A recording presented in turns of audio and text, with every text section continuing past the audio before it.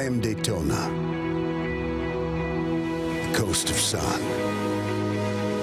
I am the town of day, the track of stand up, get it done. I am Daytona. I am the road well traveled. I am the road ever new. 2.5 miles of hard-banked pavement smile, grinning like firecrackers ready to explode. Follow me into summer, into the excitement, but to victory, only one.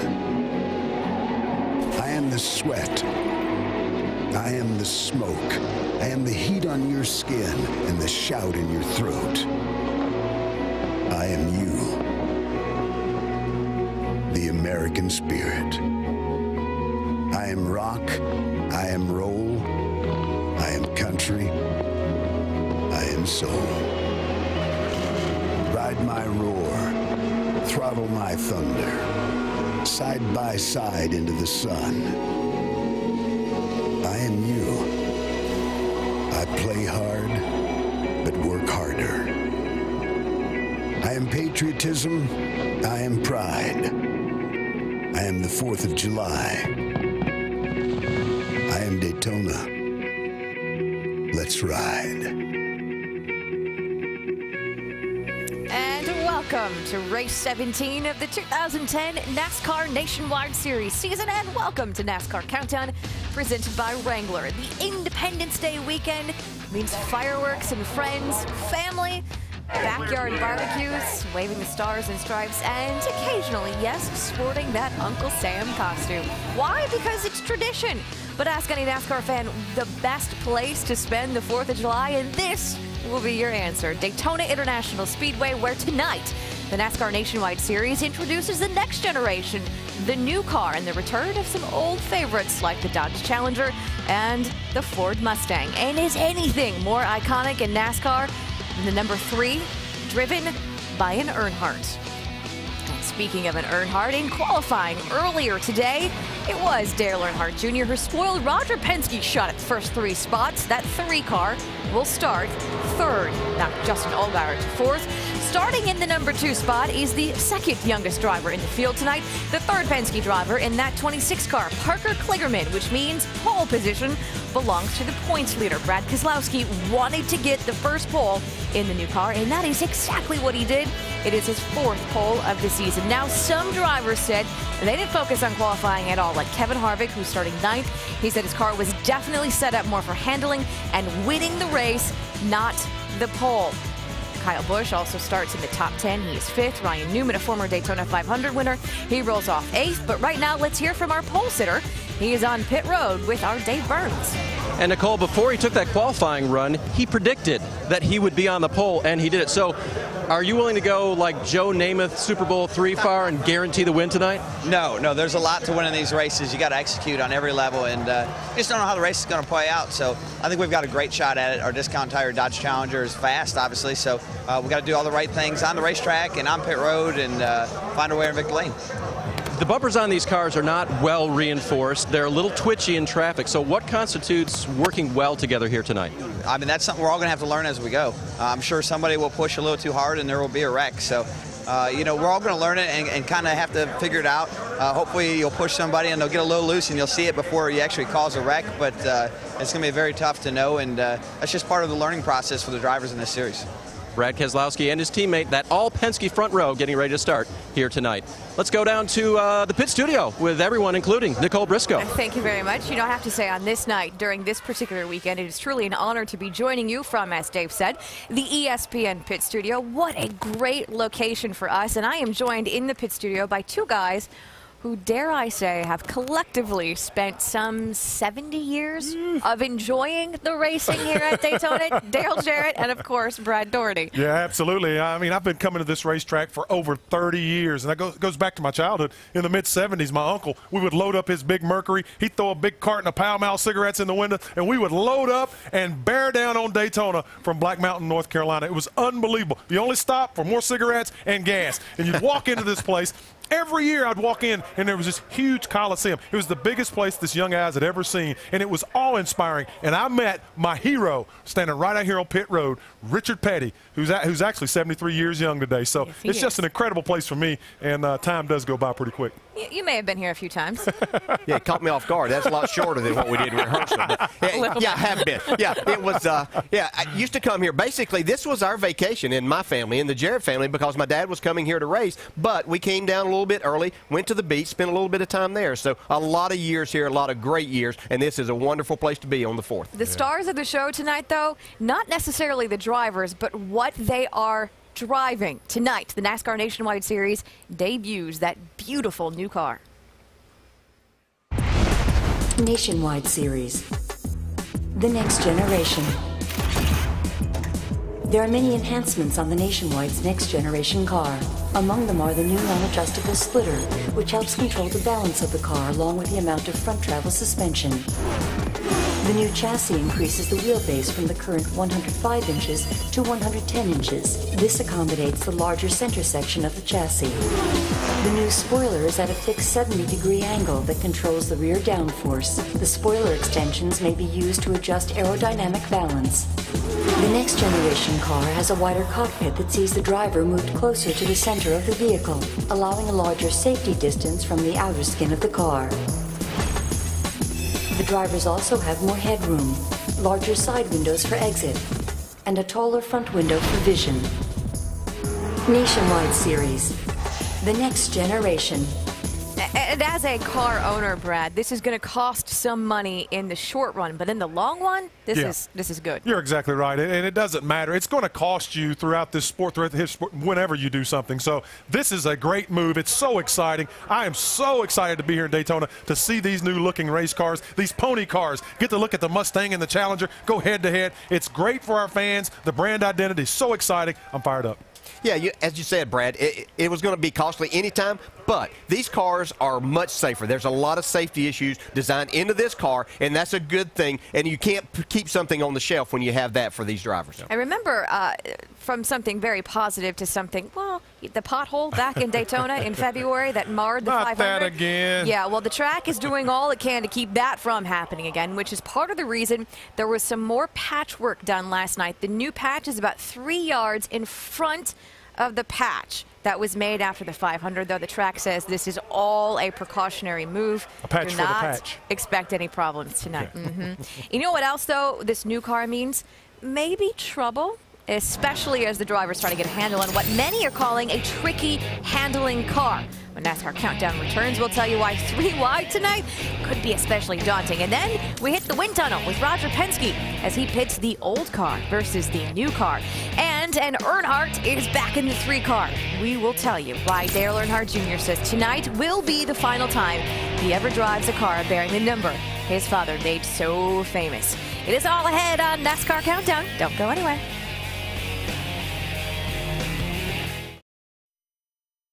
NASCAR Countdown is presented by Wrangler, official jeans of Dale Earnhardt Jr. and the number 3 Wrangler Jean Machine.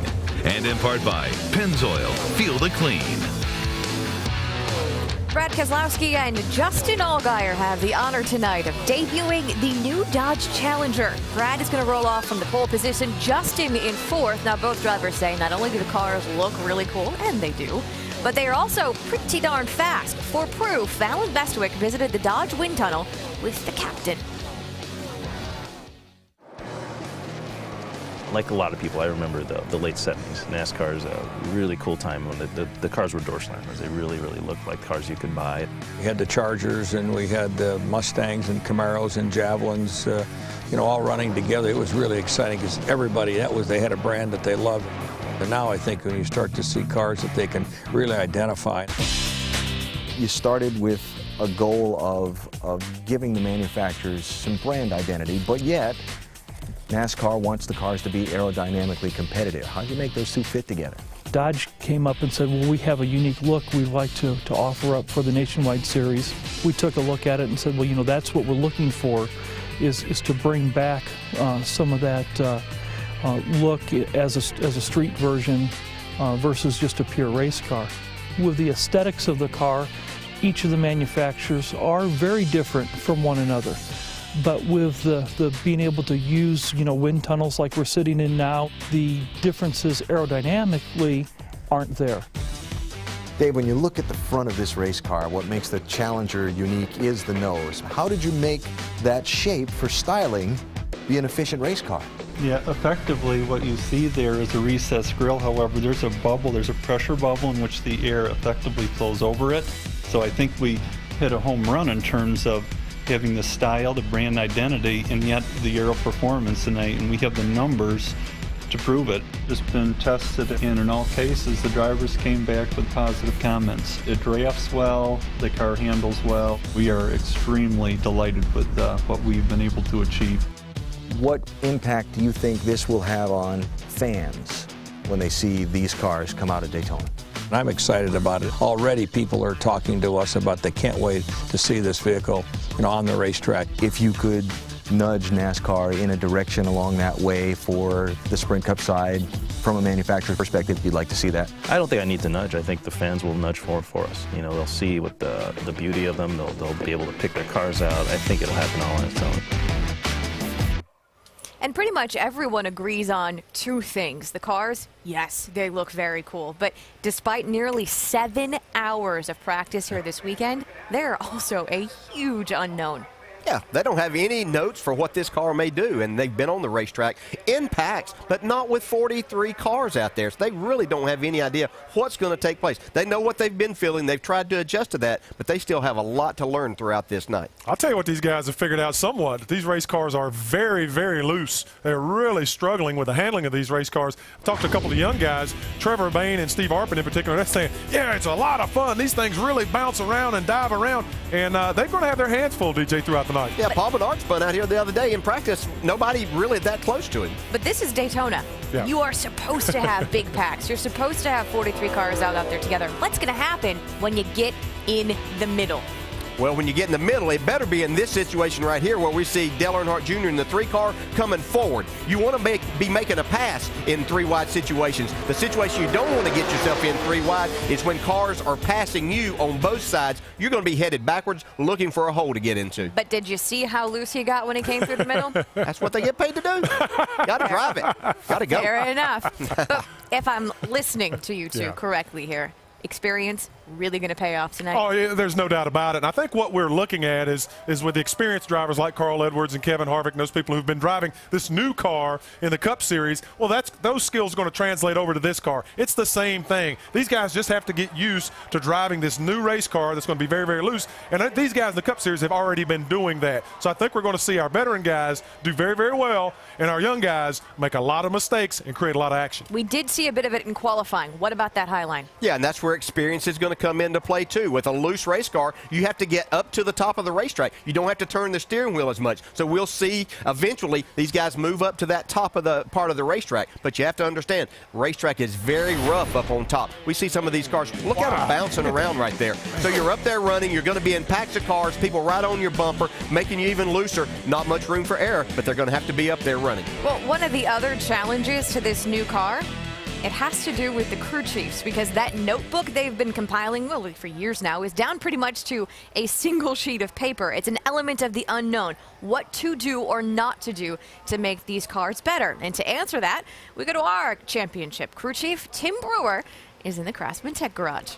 Thanks, Nicole. NASCAR, the manufacturers and the teams worked really hard with aerodynamics to get the cars all comparable. But what the problem is now, the crew chiefs, the elite engineers, they have to work with mechanical aspects, the sway bars, the front springs, rear springs, weight distribution. But where you're going to get ahead of the game, paying attention to the driver, getting the input, keeping up with the racetrack, because the guy that can keep up with the racetrack the best, he's going to be able to run the corners flat out. It's bumpy down on the bottom, but it's a handling racetrack, and the guy that keeps up with the changes, air pressure, wedge, track bar, he's going to have the best opportunity to win the race tonight, Nicole. Tim, thank you very much. Well, experience does count. Perhaps one to watch tonight. Someone who's had an awful lot of success at this track, including 2 wins in February of 2007, the nationwide race, and then the Daytona 500. Kevin Harvick is standing by with the one and only Dr. Jared Punch. Thank you very much, Nicole. And Kevin, you told us earlier today in qualifying, you gave up some speed in qualifying to have a better handling car tonight. How long will it take for that handling package to pay dividends in the race? Well, I think probably about 15 laps. I don't think a lot of us have really been past about lap 20. And we can probably go about 45 laps or so on 40 or 45 laps on fuel. So halfway through the run should be the telltale sign. We may have gone overboard on trying to make it handle too good, but I just don't think that'll be the case with our Rheem pool heater Chevrolet. You know, the fans love these new cars a lot, but the drivers have said they're a handful to drive in traffic. How legitimate are those concerns? My car hasn't been that hard to drive. I think we've compromised our setup for speed and really gone towards handling. So I think, maybe some experience on just knowing what you think you want in a car might make it drive a little bit better. And I think, there's a lot of options that they could have done to make their cars drive better. So we'll see how that balance plays out tonight. We may have gone overboard and they may have the speed and we won't, but we'll see. Hey, good luck. And by the way, thanks for being our in-race reporter tonight. Oh, I'm glad to do it. Hopefully we can come up with some good questions tonight, Dale and Andy. All right, and if you want to pose a question possibly to Kevin Harvick, you can log on to ESPN.com. Key phrase, ask the driver, and maybe get Dale Jarrett to ask that guy right there, the two-time Nationwide Series champion and former Daytona winner here, a question on the pace lap prior to starting the race. Nicole? Thank you very much. You know, the ESPN family of networks really is the home for all motorsports coverage this coming week. NASCAR Now kicks it off tomorrow morning, 10 a.m. on ESPN2. Then Sunday, it's the IZOD IndyCar Series at Watkins Glen, 3:30 in the afternoon on ABC. And then next Friday, it is again the NASCAR Nationwide Series from Chicago, 7:30 p.m. Eastern Time on ESPN. Coming up next on NASCAR Countdown, brought to you by Wrangler, Dale Earnhardt Jr. sits down for a candid interview about why racing the 3 comes with a great deal of pressure, even for him, and why he says tonight will be the last time he ever does it. The countdown of the race is on. We'll see you back in just a few minutes. Countdown is presented by Wrangler, official jeans of Dale Earnhardt Jr. and the number 3 Wrangler Jean Machine.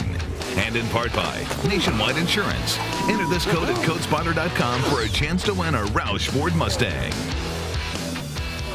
Go to Goodyear.com to show your thanks and help support our troops. Goodyear, the official tire of NASCAR. During the third lap of tonight's race, there will be a tribute paid to Dale Earnhardt. Fans on their feet, 3 fingers in the air, because in the field tonight is Dale Earnhardt Jr., and he will be driving that car, the 3 car, one more time. Marty Smith went one-on-one with the son of the man who made that number 3 oh so famous.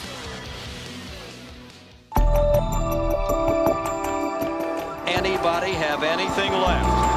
The coat with the man in black.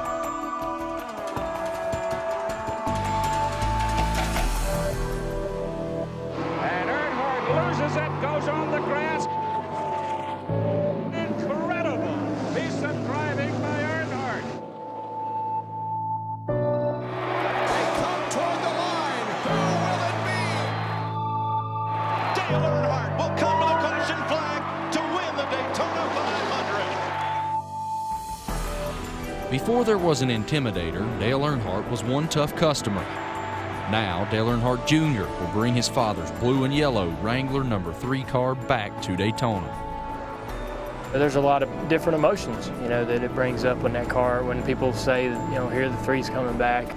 When you're growing up and you're young and you're little and going to the racetrack with your dad, you always want to drive his car and wondering what it's like and all those things. And it's an honor for me to do it. With great appreciation for his father's iconic career, Junior knows the significance of running the number 3. It's not mine to take and use whenever I feel like using it. You just don't grab the car keys off the counter and go run out the door and haul down the road with your dad's car. Didn't do it when he was alive, won't do it now. I just wanted to go to the racetrack and run it once before I retire, And this will probably be it. I mean, after this, I'll probably never drive a car with a 3 on it again. So I can pretty much say I'm 99% sure that'll never happen again. For the fans that feel a connection to the car, and for the fans that have any emotion about this, anything less than a win is a disappointment. If the 3 is coming back, they don't want it to run second, you know what I mean? So I feel that pressure. The Earnhardt name is synonymous with success at this track. Dale Sr. only won one Daytona 500, but he has 3 Cup wins at this track.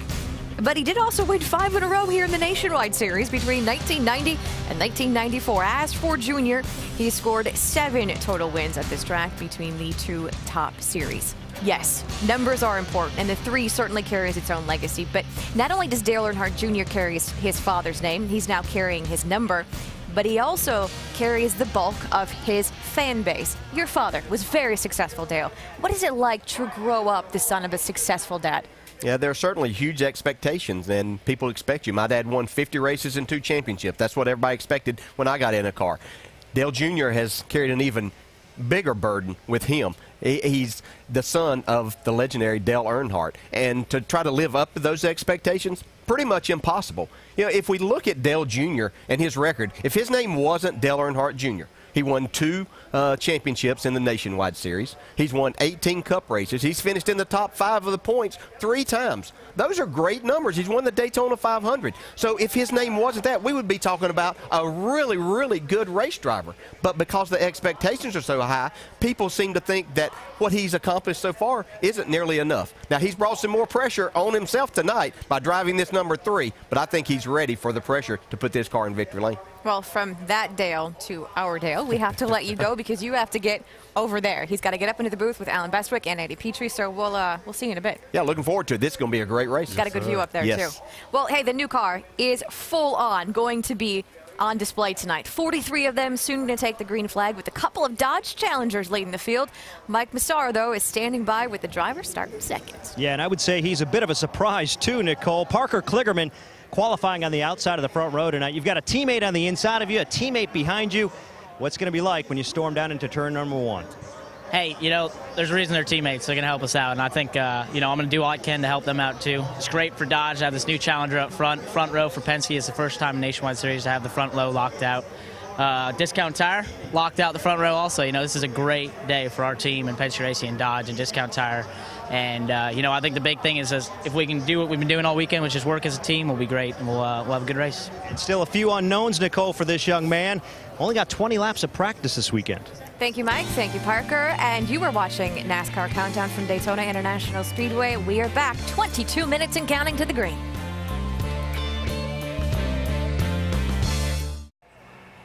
Welcome to the 4th of July weekend at Daytona International Speedway, and welcome to the Subway Jalapeno 250. Tonight, the new Nationwide Series car makes its debut. We've got Dodge Challengers and Ford Mustangs. Countdown to green is underway, and so are trackside activities. So let's get on downstairs. Ladies and gentlemen, please rise and remove your hats as the Daytona Beach Police Department Honor Guard present our nation's colors. Please remain standing as Sonny Gallman from Central Baptist Church in Daytona Beach offers tonight's invocation. Let us pray.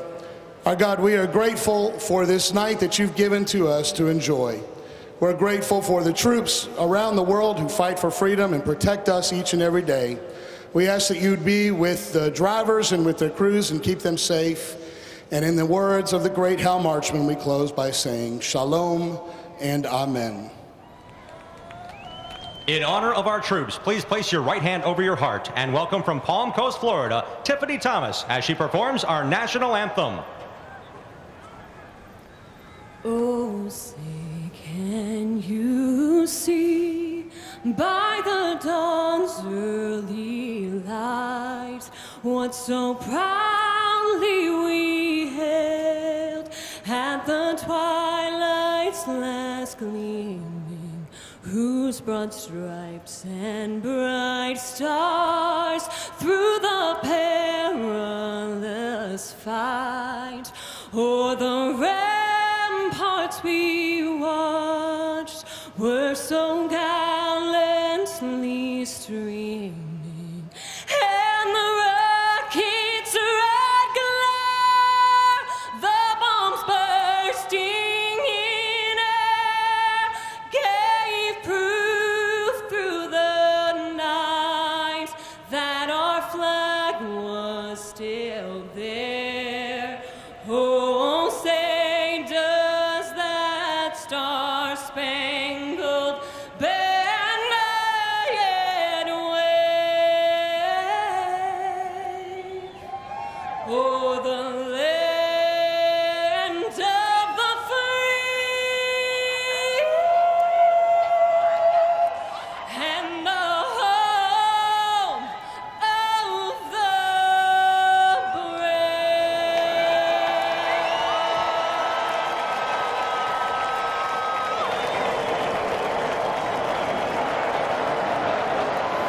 getting ready for 100 laps and 250 miles at Daytona International Speedway. It is the 4th of July at Daytona. Stock cars, and this holiday, they go hand in hand. It is a little slice of Americana.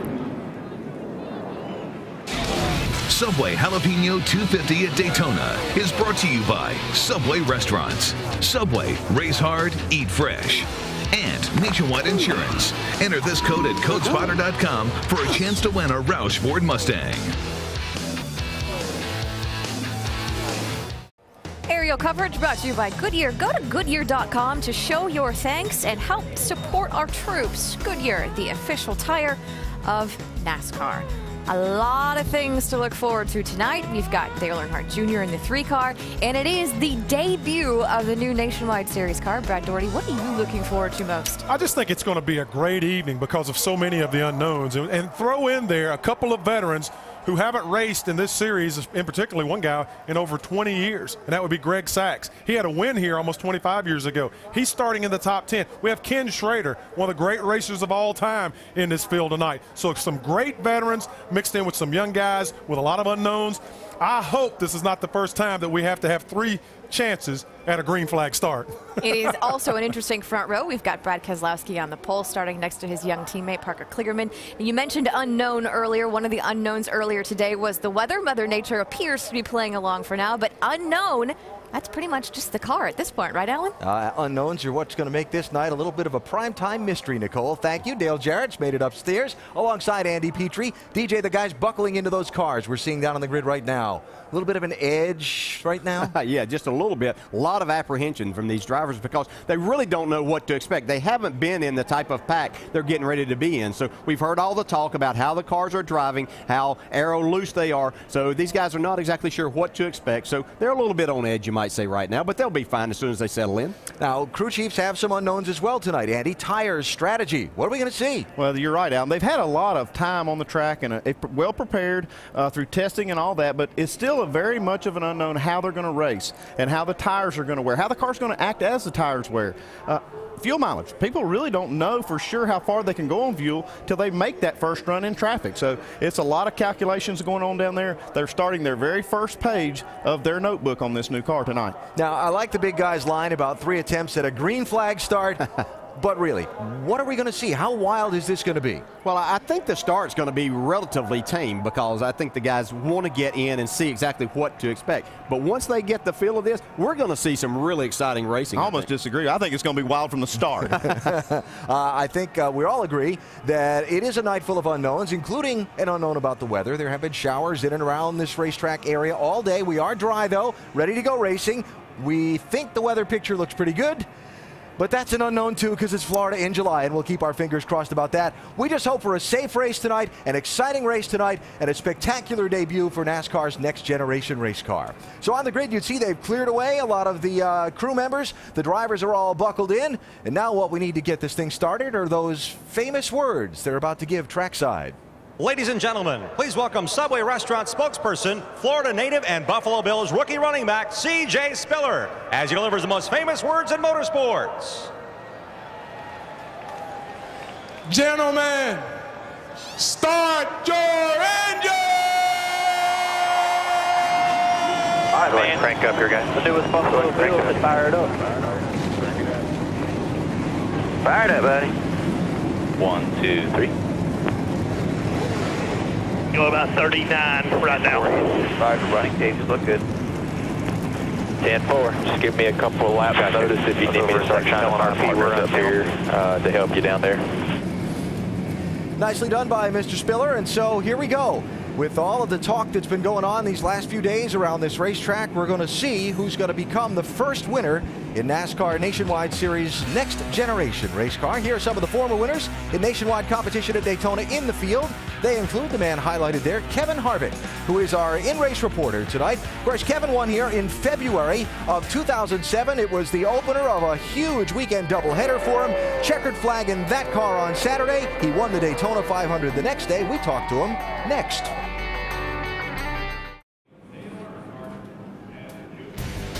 always a thrill to be at Daytona International Speedway, and tonight, a pleasure to bring you the Subway Jalapeno 250 for the NASCAR Nationwide Series, the debut of the next generation race car. Cars are on the pit road now, haven't quite yet rolled off to begin their parade and pace laps.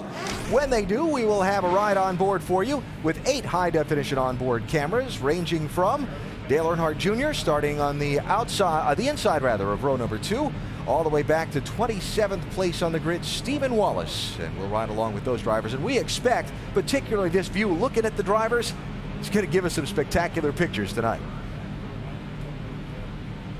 And we'll show you the starting lineup, our Subway ticker across the top of the screen. Take a look and check out where your favorite driver is going to be lining up. And as the cars begin to roll off, let's take a chat with our in-race reporter, Kevin Harvick.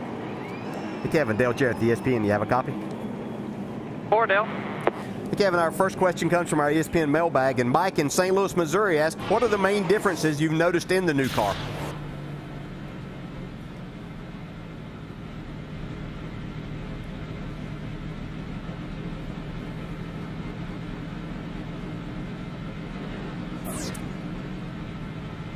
Obviously, from the hand gestures, Kevin is talking to us, and we're just not hearing him after the initial hi, Dale. So we'll have to get back to that. Hey, Kevin, have you done enough drafting and maybe bump drafting in practice to know that that's something that you will be able to do tonight with the bumpers lining up good enough? So, you know, these bumpers are round in the front, so you got to be really careful about where you bump draft, how you bump draft, and obviously who you bump drafting with. So the handling pretty much takes care of the no bump drafting in the corners, just because you got to give each other room to keep your cars going straight. About what you've seen so far, is it pretty fair to say that because of the worn out surface here, the heat, that we'll be looking at 4 tires pretty much every time you come to pit road? 4 tires. I think, you know, there's been a lot of guys still probably pretty aggressive on their setups, and we're pretty conservative. Went definitely down the big-time handling road. We might be too conservative on that, but there's only one way to find out, and that's to race. All right, Kevin, thanks for talking with us, and have a great night. We'll talk to you later on. Thank you.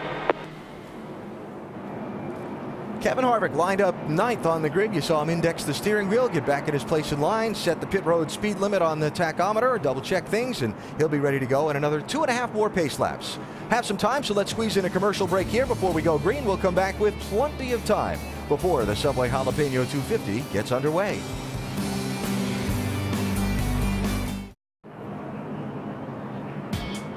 Day or night, doesn't matter. Field of race cars on the Daytona International Speedway is an exciting sight. And we are getting ready for 250 miles in the NASCAR Nationwide Series premier race for its next generation race car. Completing the first of the 3 parade and pace laps before we go green tonight. And once that green flag waves, it'll take 100 laps on this 2.5 mile track to complete the scheduled distance. I guess about that third line down is a big question mark, Andy. Yeah, you see how big we have that window. We really don't know what to expect. We talked to a lot of people, and anywhere from 5 to 6 miles per gallon is what I'm hearing they're getting. So we'll see what the actual window is after we make our first green flag run. I like that stat down there, the tri-oval. That's going to be an exciting part of this race tonight. Driving these cars through there, even though it's been part of the front straightaway, it's banked 18 degrees. Should be a handful for these guys. All right, that's one of those. Mark that down, and we'll note that one for later. Now, we talked to some of the favorites in Countdown. Let's talk about some more of them, starting with Dr. Jerry Punch. Thank you very much, Alan. You know, reigning nationwide champion Kyle Busch has been nominated in the Best Driver category for the 18th Annual ESPY Awards coming up on July 14th. Now, he may get a chance to prove really how good a driver he is here tonight. According to Kyle, he says after 10 laps, these cars get looser and looser and looser, and in big packs, they can just snap sideways on you without any notice. He said the veteran drivers should be able to hang on, but those young guys in the big packs, oh my, look out. Folks, this one tonight has all the ingredients to resemble the movie Days of Thunder. It should be wild for the drivers, but fun for you and us to watch. Dave.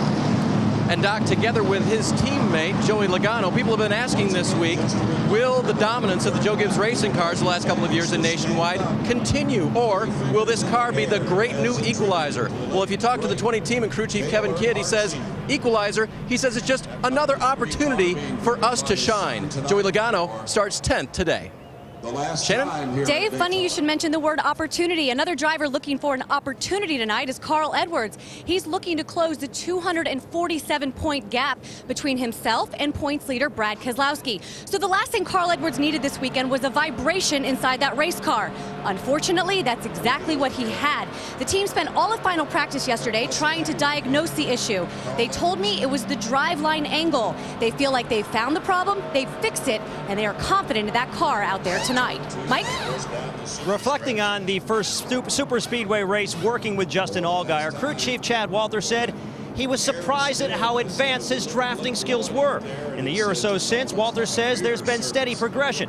While Walter stopped short of saying that Allgaier is a super speedway ace, you can tell he believes in his abilities. He says he knows the strengths and weaknesses of his race car, and if he works with his teammates tonight, there's no reason to believe they can't stay at the front and contend for this win. Alan, you can tell why the expectations are high. After all, they did finish fourth here back in February. And certainly the Penske bunch worth keeping an eye on tonight. Now our over-the-wall reporter is a New England native born in Springfield, Mass. Rick Yeomans, rear tire changer for Mike Wallace. Hey, Rick, some difficulties you'll face operating on this new car for the first time? Well, I think it's going to be the longer studs. We've got have more threads showing. It's going to take more rotations, get the lug nut off, more to get them back on. I think the pit crews just have to get a better rhythm now with these new studs. It's going to take a while to get used to. Rick, thanks. We'll enjoy stepping over the wall with you tonight, and be safe. Have a great night. All right, so we've got Challengers, we've got Mustangs, we've got Impalas, we've got Camrys on the track for the very first time and making their debut on the sport's grandest stage here at Daytona International Speedway. All kinds of discussions and thoughts from the drivers about how it's going to be in the draft and how it's going to play out in traffic. Well, we're about to begin finding out the answers to all those questions and all that speculation. Pace car is off, 100 laps ahead. We'll keep an eye on the weather. We'll see how this thing plays out as the two Dodges from the Penske team bring the field to the green flag.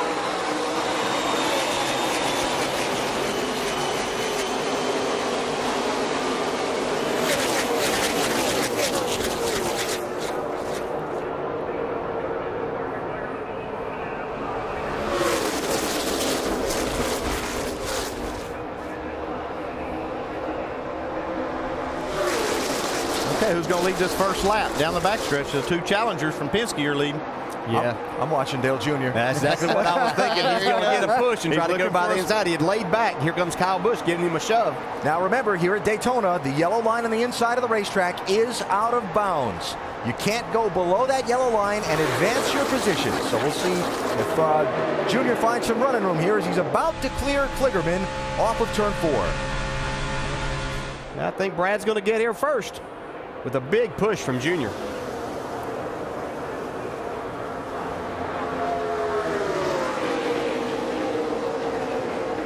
Keselowski leads, Junior is second, Kyle Busch in the 18, inside of Kligerman for third, pretty much double wide from there on back through about 18 cars. Now, Dale Earnhardt Jr. driving this 3-car in honor of his father. Remember, in the year that Dale Sr. passed away, the race fans did a tribute at every racetrack on the 3rd lap of the race, where they basically stood and held up 3 fingers. That's about to happen here at Daytona tonight. And you can see as he was pushing Brad Keselowski there, you have to be careful in pushing these cars because he knocked him below the yellow line right there. Is he going to lead?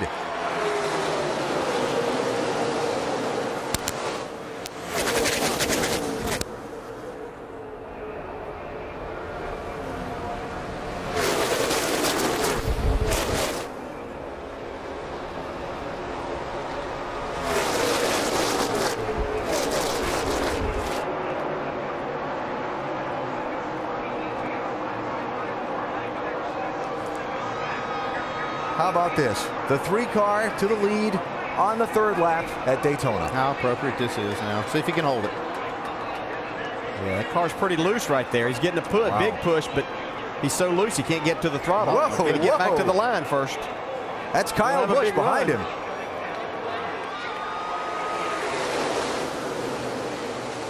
See Kyle just get off him there when they came through that tri-oval, like you were talking about, DJ, how tough that corner is. Yeah, these guys were telling me that you don't even have to be up against a car to get him so loose that it'll spin him out. And that's what these guys are going to have to experience and be careful of here in the early stages of the race. Yeah, the big thing with this new car is it's aerodynamically looser. The teams have had to figure out ways to keep them tight, to adjust for it, but they still have that characteristic. And when they start bumping and getting real close to each other, it makes it even worse. So you're seeing just how tricky they are to drive.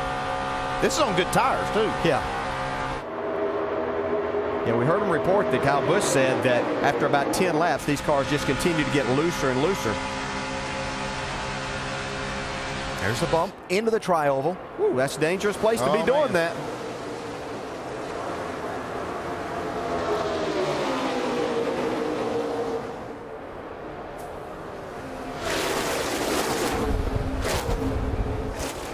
So Earnhardt Jr. got to the front briefly. Keselowski got back by him. Now it's kind of like Harvick and Jr. kind of hung there side by side for second. Well, maybe not for long, just as I say it. We'll see how far he can take it, though. He's getting you see Keselowski getting the bump now from Harvick. Yeah, and what allowed Junior, he got a push off of turn 2 from Kyle Busch. Harvick dropped back from the 22, so he was getting no push. That's what gave Junior the big run.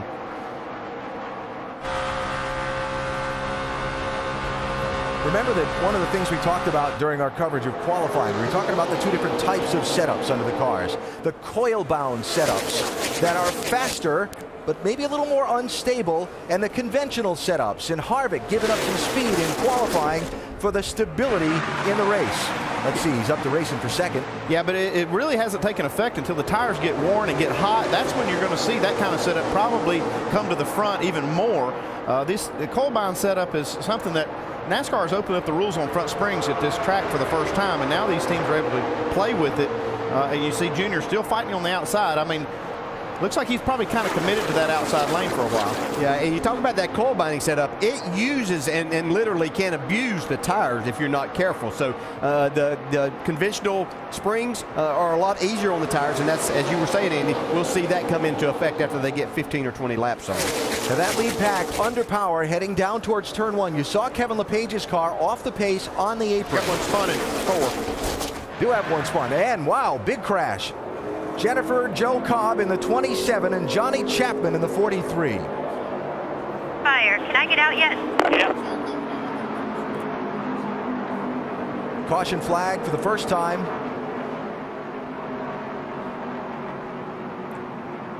You see Chapman has dropped his window net, and that was Jennifer Joe you heard talking on her radio, now dropping her window net.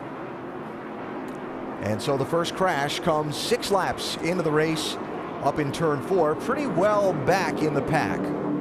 Yeah, this crash happened actually kind of detached from the group a good ways back.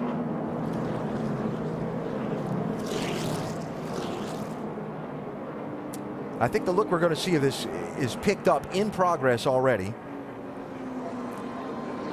Just looking at this, it might be a situation that the 27 spun and then was hit in the rear. Yeah, that's what it looks like. Right there, you can see just catches Chapman up there. He's trying to avoid this spin.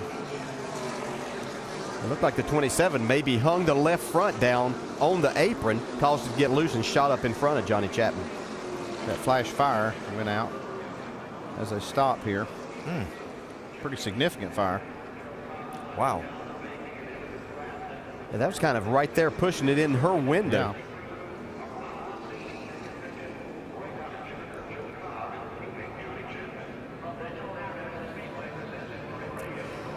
Jennifer Joe Cobb making her Nationwide Series debut here at Daytona. It will be a memorable one, but not for the kind of memories she was hoping to make. Chapman out of his car, and you see the safety workers there talking to Cobb at her car in turn 4. Caution for the first time, 6 laps in here at Daytona.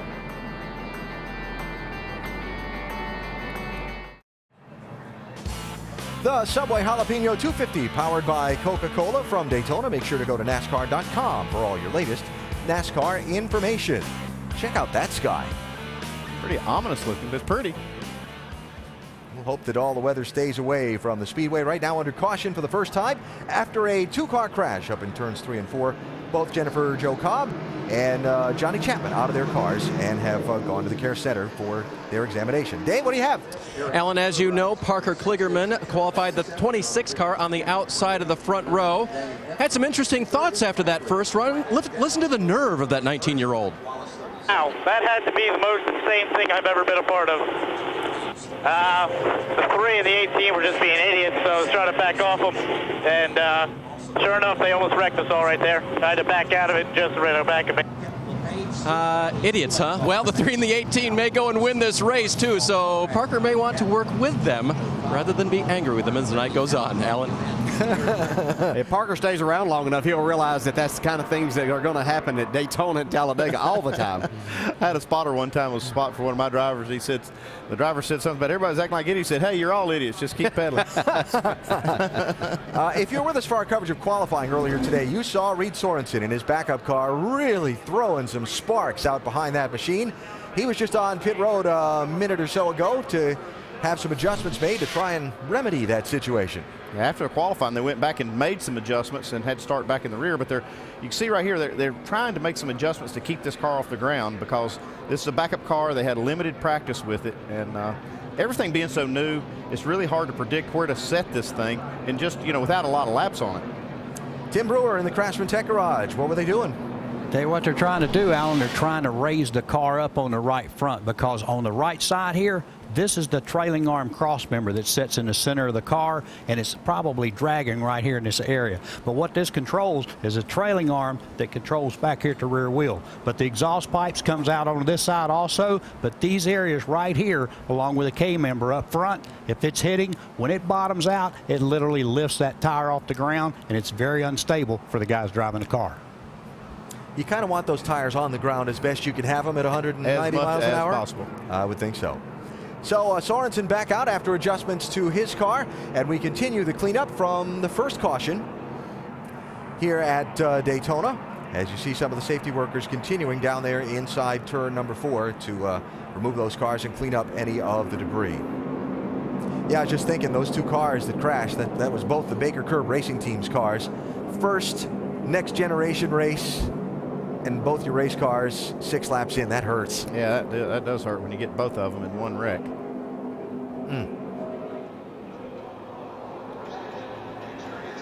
You know, I know, DJ, you talked about this a little bit at the top of NASCAR Countdown a minute ago, but just the thrill of coming here to Daytona. Every time you walk in the gates, it's an amazing place to me. Yeah, it makes no difference what type of race it is, whether, when I was here, whether it was the 500, the 400, nationwide race, IROC race, anything, anytime that you could race, just a very, very special place. Got a lap to go before the green. Want to try our in-race reporter? Hey, Kevin, Dale Jarrett, you have a copy? All right, I tried to come up with a good question for you here. How was the start of it? I know a lot of anticipation about what may happen with these cars. How was it? Start was great. Everybody's dancing around a little bit less than I thought they would, actually, but looks like, it's going to be a fun night. It looks like the track's got a little more grip, but the cars are still going to move around. So great start for everybody. Okay, man, go back at it. Good luck. Thank you. Yeah, one thing that's really played into their hands and in their favor is that we've had a cool day, and the track hasn't got a lot of temperature in it to start with, so it does have a little more grip. Any grip that you find out here, I promise you, makes a huge difference, because this racetrack is just so worn. So anything that can help makes you feel almost like you're Superman, that the cars are really good then. Verizon Wireless customers, text CHAMPION to 43776 for exclusive Champion Chats content from our NASCAR Now Roundtable experts. I think this week's is on Jimmy Johnson, Denny Hamlin, little momentum we've seen from Team 48, and which one our panel thinks is going to have the most wins and the most bonus points come chase time. That's a good question.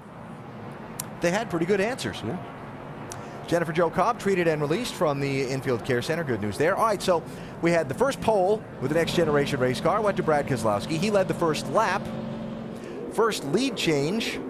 Actually, Dale Jr. has yet to happen at the start finish. That's right. And now we're going to have the first restart.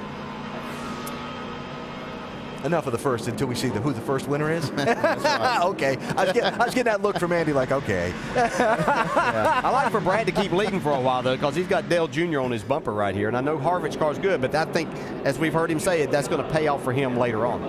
Dodge, Chevy, Ford, Toyota in the first 5 spots. And here we go. Oh, it looks like Junior got into the back of Keselowski a little bit there on the go.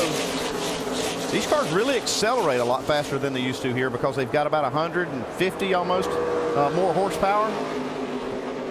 That's going to hurt Brad right here because Carl Edwards is on Kevin Harvick's bumper and pushes him out front right now. Here comes Junior. Brad's got help coming. Johnny Chapman treated and released from the Infield Medical Center. Bump. There they go. Looks like we may have our second leader. Harvick cuts low in front of Keselowski. Carl Edwards to his outside. Edwards got Boyer behind him in the 21. And dancing around down the bottom. Yeah, that's really rough down there. It's where you want to be, but it's extremely rough. You got to have it pointed in the right direction.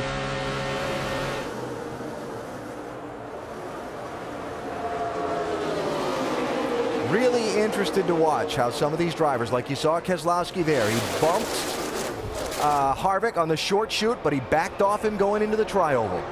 And you had another first. You had the first Chevrolet to lead a lap. Very nice. Dr. Jerry Punch is with Jennifer Jo Cobb. Yeah, you mentioned she's okay out of the hospital after being checked out. Jennifer, what happened? You know, that's the first time in our ill-fated trip down here, this new Ford Mustang, that we've had anybody behind us. And there's so many of us back there just trying to be safe. And I, was making just real clean, safe passes. And that's the first time another car had been on our bumper all weekend.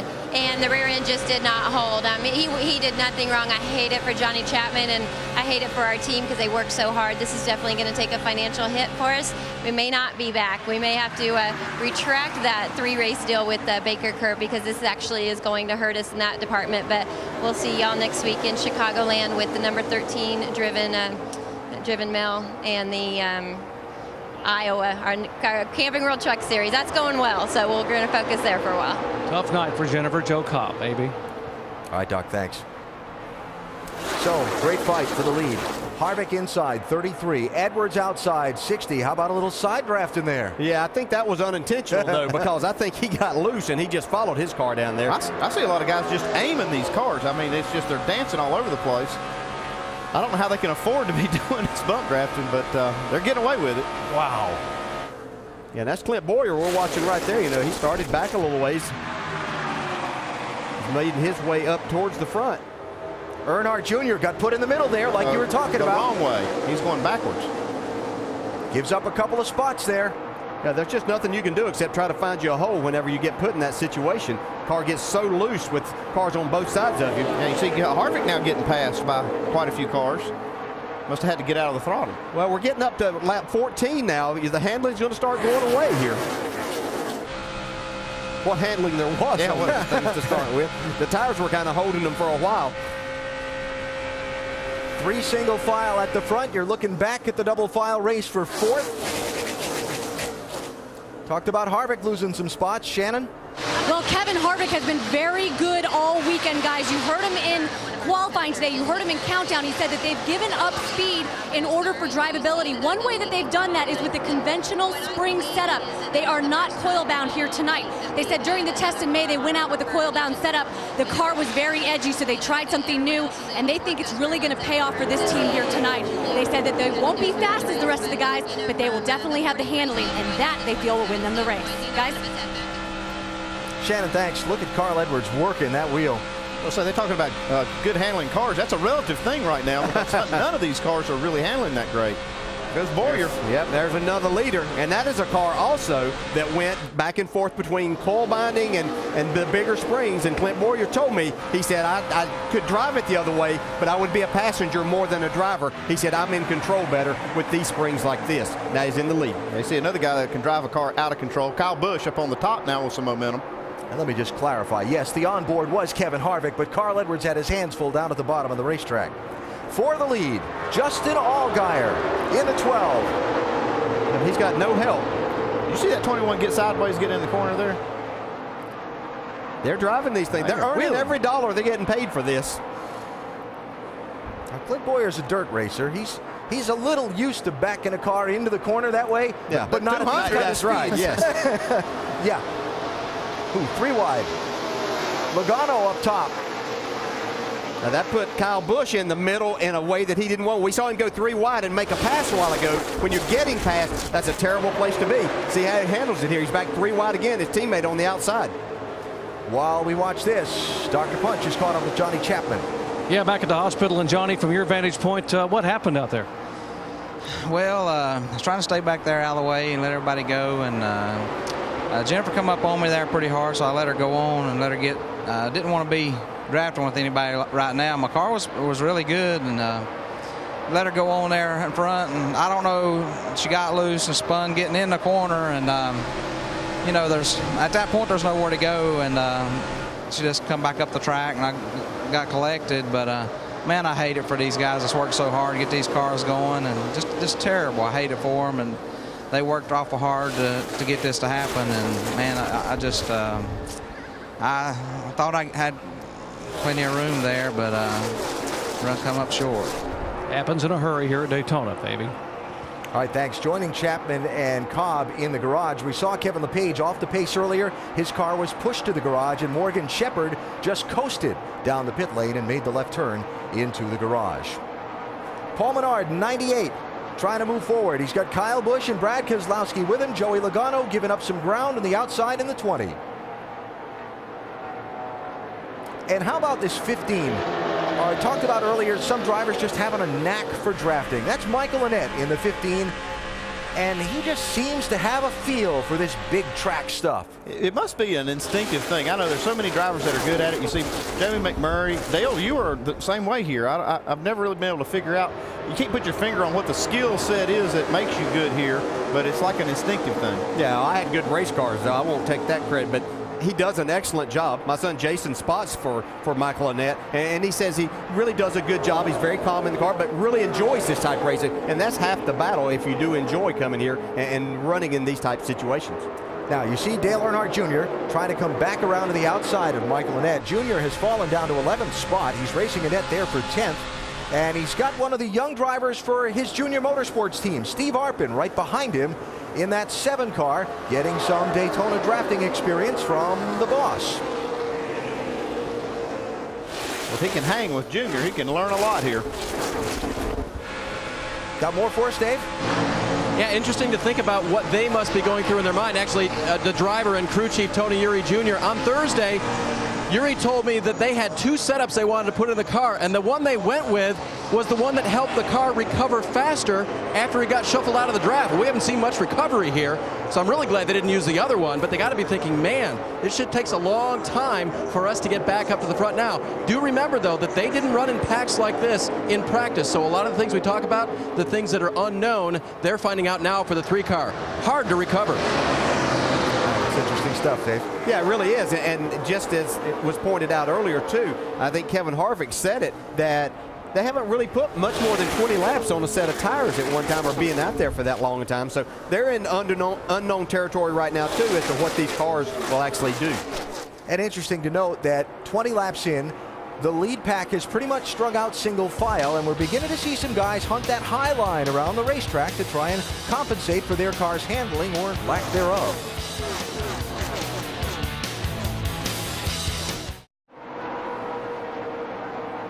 Aerial coverage provided by Goodyear. Go to Goodyear.com to show your thanks and help support our troops. Goodyear, the official tire of NASCAR.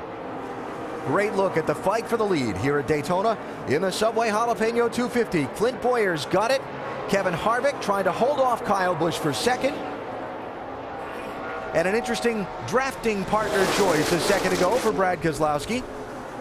Had a chance to jump down in front of Kyle Busch when Kyle was making that inside run. Chose to go with Kevin Harvick instead. Yeah, you could see Kevin Harvick's car sideways off of turn 2. We got a huge run right up to Clint Boyer's back bumper. Oh, man, look at that drive car. this car. Wow. Tell you what, they're wheeling these cars. Clint Boyer's radio a minute ago. You guys are really, you pull them through 1 and 2. Don't let him get too close to me up off. If he does, I got to give it to him. He's going to send me out. That's just the air looseness of these cars, and if you get close enough, you don't have to touch anybody. Just getting even more air off of that rear spoiler makes you sideways and makes it difficult to drive. And that's the guy leading the race. So much for the single file 12-car lead draft. They've doubled up again. Shannon? Well, Clint Boyer free in the middle, free going in and tight in the middle. But guys, you saw he's having a hard time staying on that bottom line. That is what he's most struggling with right now. Before he climbed in the car before the race, I asked him what it was like driving these cars, and he laughed and said, man, they are a handful. Mike? Shannon, talking with Brad Keselowski's crew chief, Paul Wolfe, at the beginning of the weekend, he told me before they came down here in May for the open test, there was a definite sense of anxiety. They did not know what to expect, but when they left, they were at ease, a sense of relief. They knew they had a good car. That prevailed throughout the course of this week. In fact, Brad said after practice, I know we've got a car as good, if not better, than everyone else out there. He's proving that once again. He's out in front. He says the only time we have trouble is when we're getting pushed. Then we get a little bit loose. See another car in that group, that one car of Ryan Newman. I saw him working the bottom. His car looked pretty solid. And that's all relative. All of them look like they're sliding around quite a bit, but you can see working the bottom of the racetrack pretty well. There's Newman. That may pay off here in a little while. Showing in 10th position right now and looking for more on the bottom. You can see Dale Jr. right in front of him has made his way back up into this lead pack after falling back a little while ago. And what was the term Dave used before? Recovery? Yeah. Yeah, look how much Newman's getting out of the throttle completely. You still see, I'm looking at the lap times, and they're still running relatively fast lap times. Man, look at him pedal these cars, though. See, yeah. Junior had to get out of the throttle right there. Oh, boy. That was Eric McClure. The lead pack was putting a lap down. Moment for Junior, kind of broke that lead pack up just for a bit. Yeah, and I think Junior's car is extremely loose, and when somebody gets up on his bumper, he just has to get out of the gas, and he couldn't stand that right there. He was going forward by getting a push down the straightaway, but once he got to that closeness in the corner, he just couldn't do it anymore.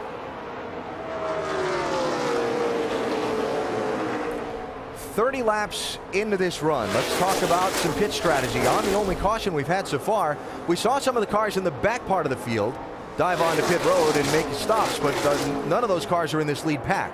Yeah, they'd only run about 8 laps when they made those pit stops, those cars on the back part of the field. We'll see. They'll be able to stay out a little bit longer. I'm not sure if it goes green that they'll want to, though, because as soon as these cars start pitting and get tires, I don't think you want to sit out there on the track and lose time to them. When do you think we see the first move? About 35 or so? Well, we don't know. That's the problem. We're going to find out. At the start of the race, there were 2 very similarly painted Penske discount tire machines on the front row. Brad Keselowski's is still leading, but Parker Kligerman has fallen back to 20th place from the beginning of that group to the back of that next group. Dave, what's going on? Just confirmed with crew chief Chris Carrier, Parker Kligerman definitely dropping back and just hanging out for right now. I kind of worry about that strategy right now, because you see how these packs are getting broken apart, and that can actually even get worse as it goes. I'd be kind of, if I was going to drop back, I think I'd just try to do it on the lead, in that lead group. I'd have to say, too, maybe that they're not telling us everything there. They didn't practice a lot with this car because, as you explained in qualifying, and this car is Brad Keselowski's backup, so they couldn't have it on the track a lot. So I don't know that he is really happy with his race car at this point in time. Maybe he's hanging out until he can work on it and get it to driving somewhat better. Just ahead of them, that 88 car out of the Junior Motorsports stables, Greg Sachs, 25 years after his win in the Firecracker 400 here at Daytona.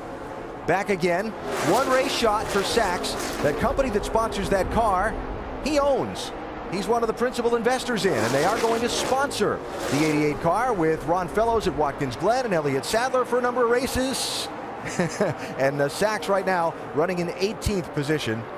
Again, 25 years after his great upset win here at Daytona. 57 years old. Yeah, for not being in a race car, he's doing a nice job.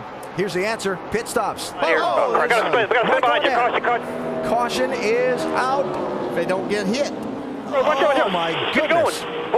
What a job Keselowski did there to get back on the track. You weren't going to make the commitment line. The yellow light was closed, and we were already committed. I'm not sure, though. He wouldn't have been better off to go ahead and make that. flat tires. Be careful. Well, go slow, flat tires. I think that's what Joey Meyer, the spotter, was telling Brad, that the move to get back on the racetrack was the right one because they weren't going to make the commitment line before pit road would have been closed. So that's why he made that move. Yeah. So Michael and Ed with some trouble in the, I'm assuming, slow down to get the pit road. Yeah, I'm not sure. You know, a lot of times you get in that situation and the driver behind you is not fully aware that you're coming to pit road, so he could have gotten tapped, or just a situation of getting hard on the brakes, you can get the car very loose. Let's see. I like it when we find out for sure. Yes. He's up on the high side. He just got loose. Yeah, that didn't have anything to do with. I'm pretty sure he wasn't trying to make pit road. But he did a nice job of saving this, not hitting anything. And Allgaier just misses him. Wow. Yeah, he didn't realize when he was trying to get back on the racetrack that he put himself in the danger lane there.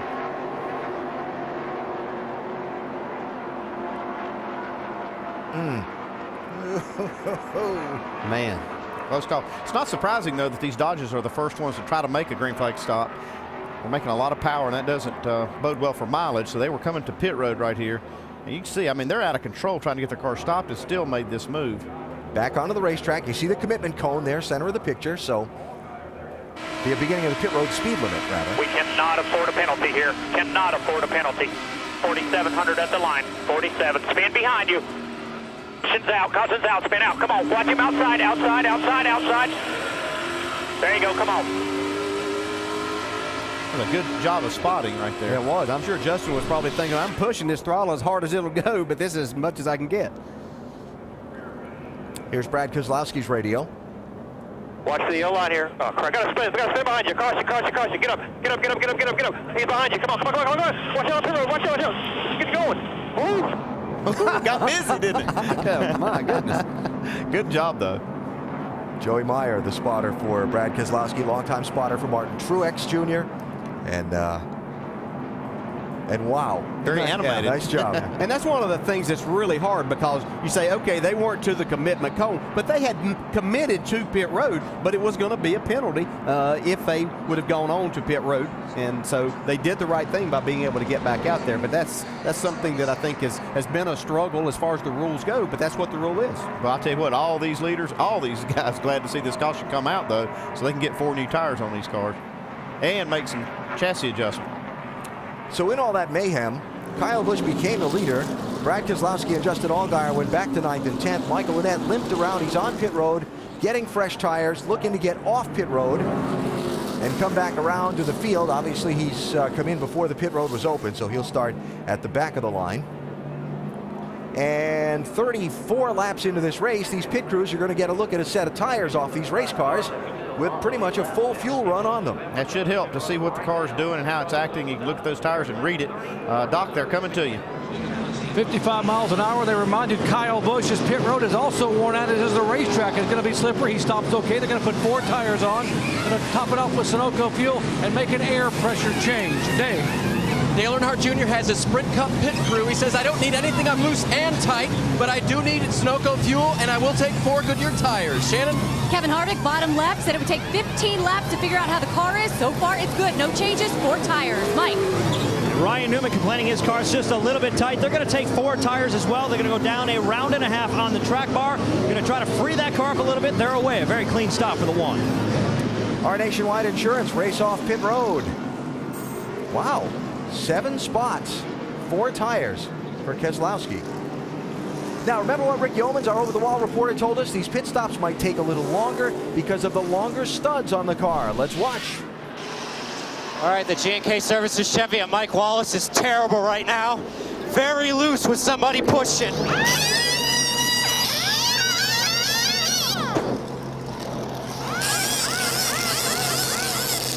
On this left side, I'm going to put a full spring rubber in.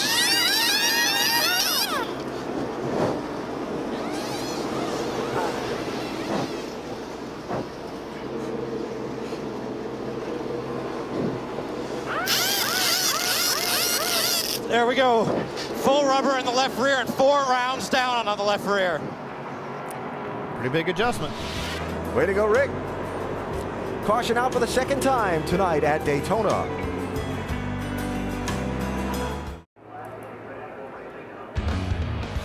Pace car is off at Daytona as the Subway Jalapeno 250 gets back underway with Kyle Busch getting the jump on Brad Keselowski. A little push from Kevin Harvick. Yeah, Brad didn't quite get up to speed, and he got a shot from Paul Menard trying to get him going.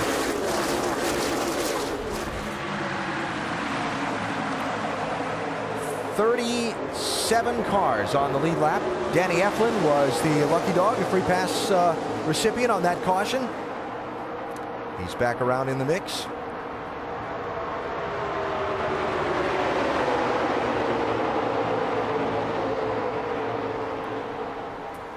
From the leader's car, Kyle Busch. If I had a different restrictor plate, I'd be kicking these guys. Oh, believe me, they know it.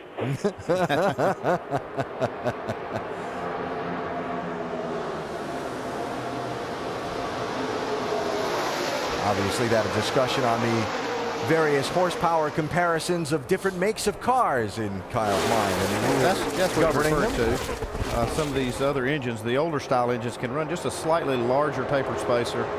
They've done that in order to equal the horsepower advantage from some of the newer design engines. Kyle's making a statement there that maybe it went too far. It's hard to say that whenever your cars are running first and third with Toyota. Now that Joe, it's hard to get anybody to listen to you. Yeah, you can say it all you want, right?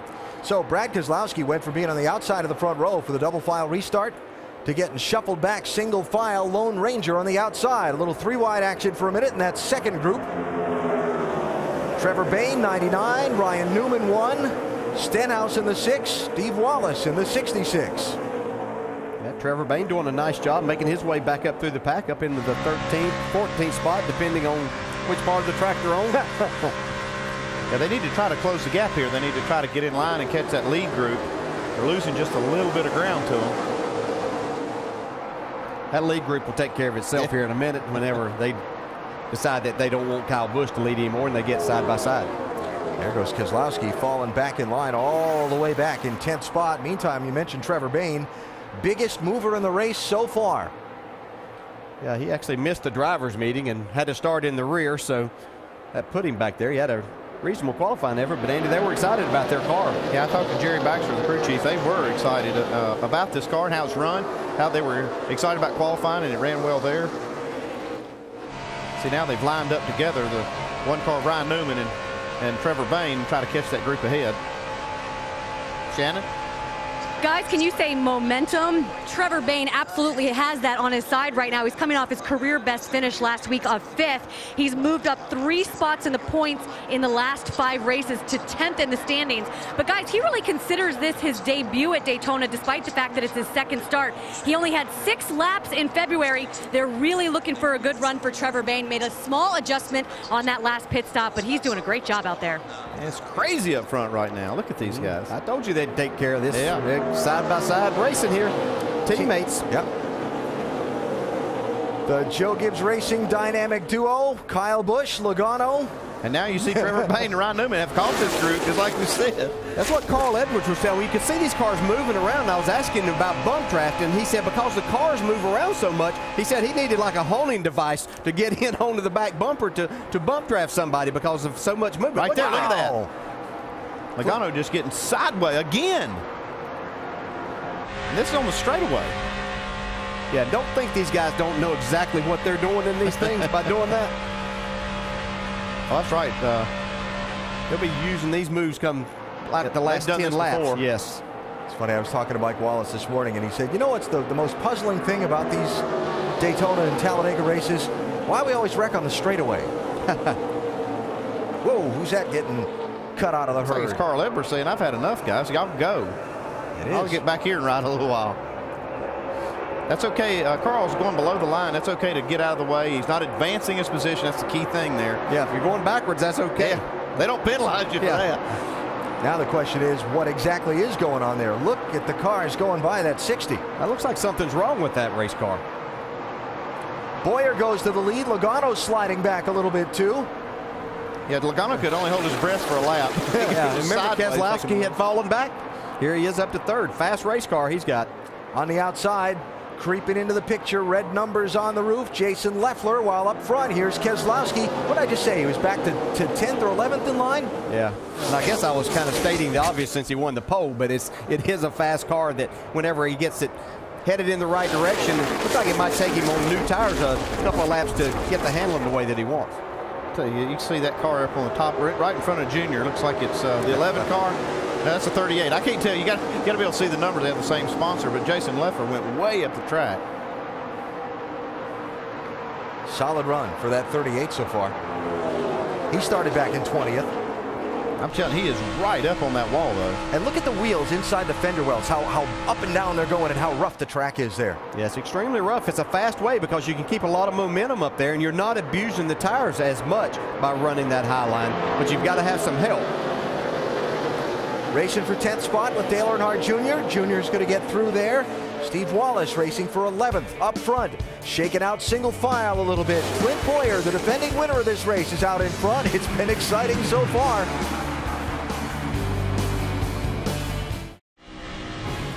Reminder that the 2010 FIFA World Cup continues on ABC tomorrow with a pair of quarterfinal games. 9:30 a.m. Eastern, Argentina takes on Germany. And then at 2 Eastern, it's Paraguay facing Spain. The 2010 FIFA World Cup on ABC tomorrow. World Cup available on TV and on your phone. Go to ESPNSoccerNet.com for more information. It is Hold Your Breath Racing at Daytona International Speedway as we come up on halfway in the Subway Jalapeno 250. Riding on board with Brendan Gaughan, riding in 16th position, trying to pass Greg Sachs in the 88. And Brian Eichler in his Daytona debut in the Roush Fenway 16. Meantime, up front, Kyle Busch and Joey Logano are the latest two in the top two spots. It is wild up there. These guys, what an incredible job they're doing. I can't believe they haven't wrecked these cars. They're just driving the wheels off of them. They're earning their money tonight. And like we saw earlier in the first run of the race, about a 12-car pack has started to break away from the rest of the field. Now we're looking back from that 12-car pack to find Carl Edwards. And if you want to find Carl, you got to go all the way back right now to 21st position to come up with him.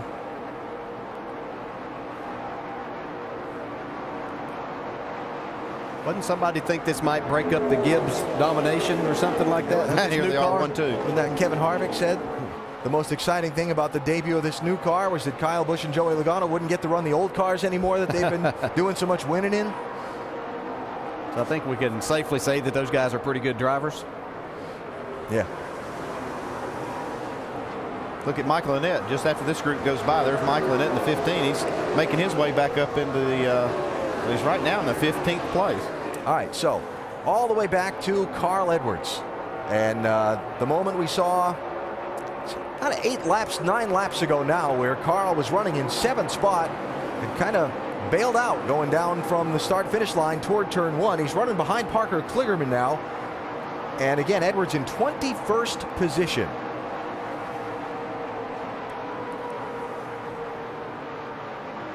Lead change, Allgaier, Keselowski. The Penske posse through the Gibbs guys.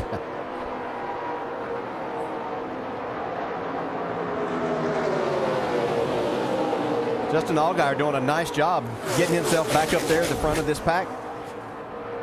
Young man doesn't have a ton of experience here at Daytona, but seems to have learned more and more about the draft every time he's been here.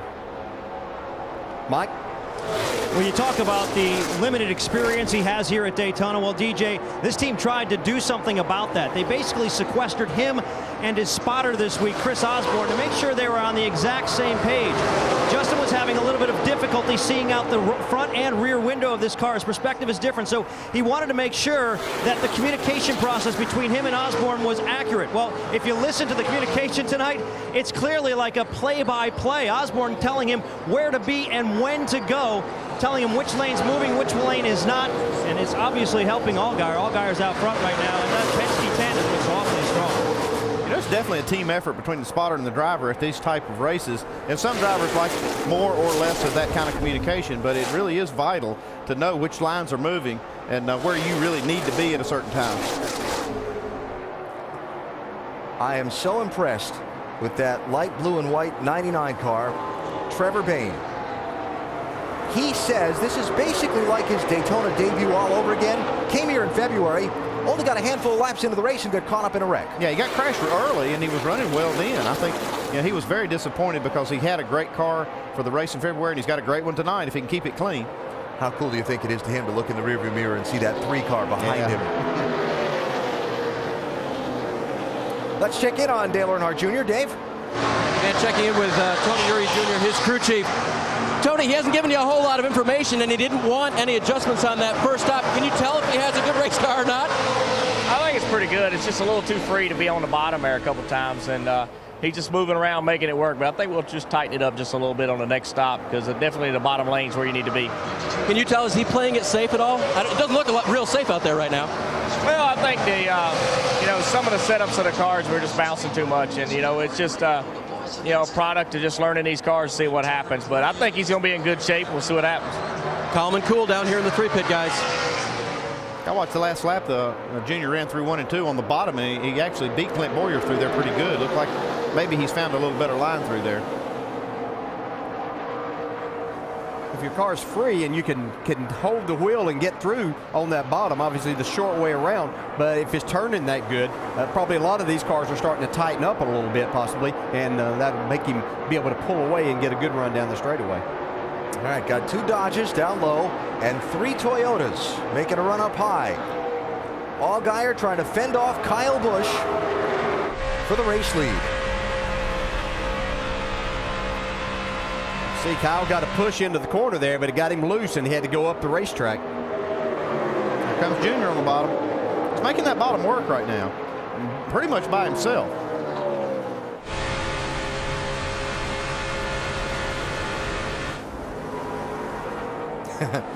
Hey, Trevor, that 3 car's not behind you anymore. And I think that with a free race car like that, you can run kind of by yourself. It's whenever you get someone tucked up on your rear bumper that makes it difficult to drive, and that's when we've seen him have to come out of the gas. You see that time through there, he was able to pull past that 99 car now and get clear. We are just past halfway in the Subway Jalapeno 250 at Daytona. Justin Allgaier is the race leader right now.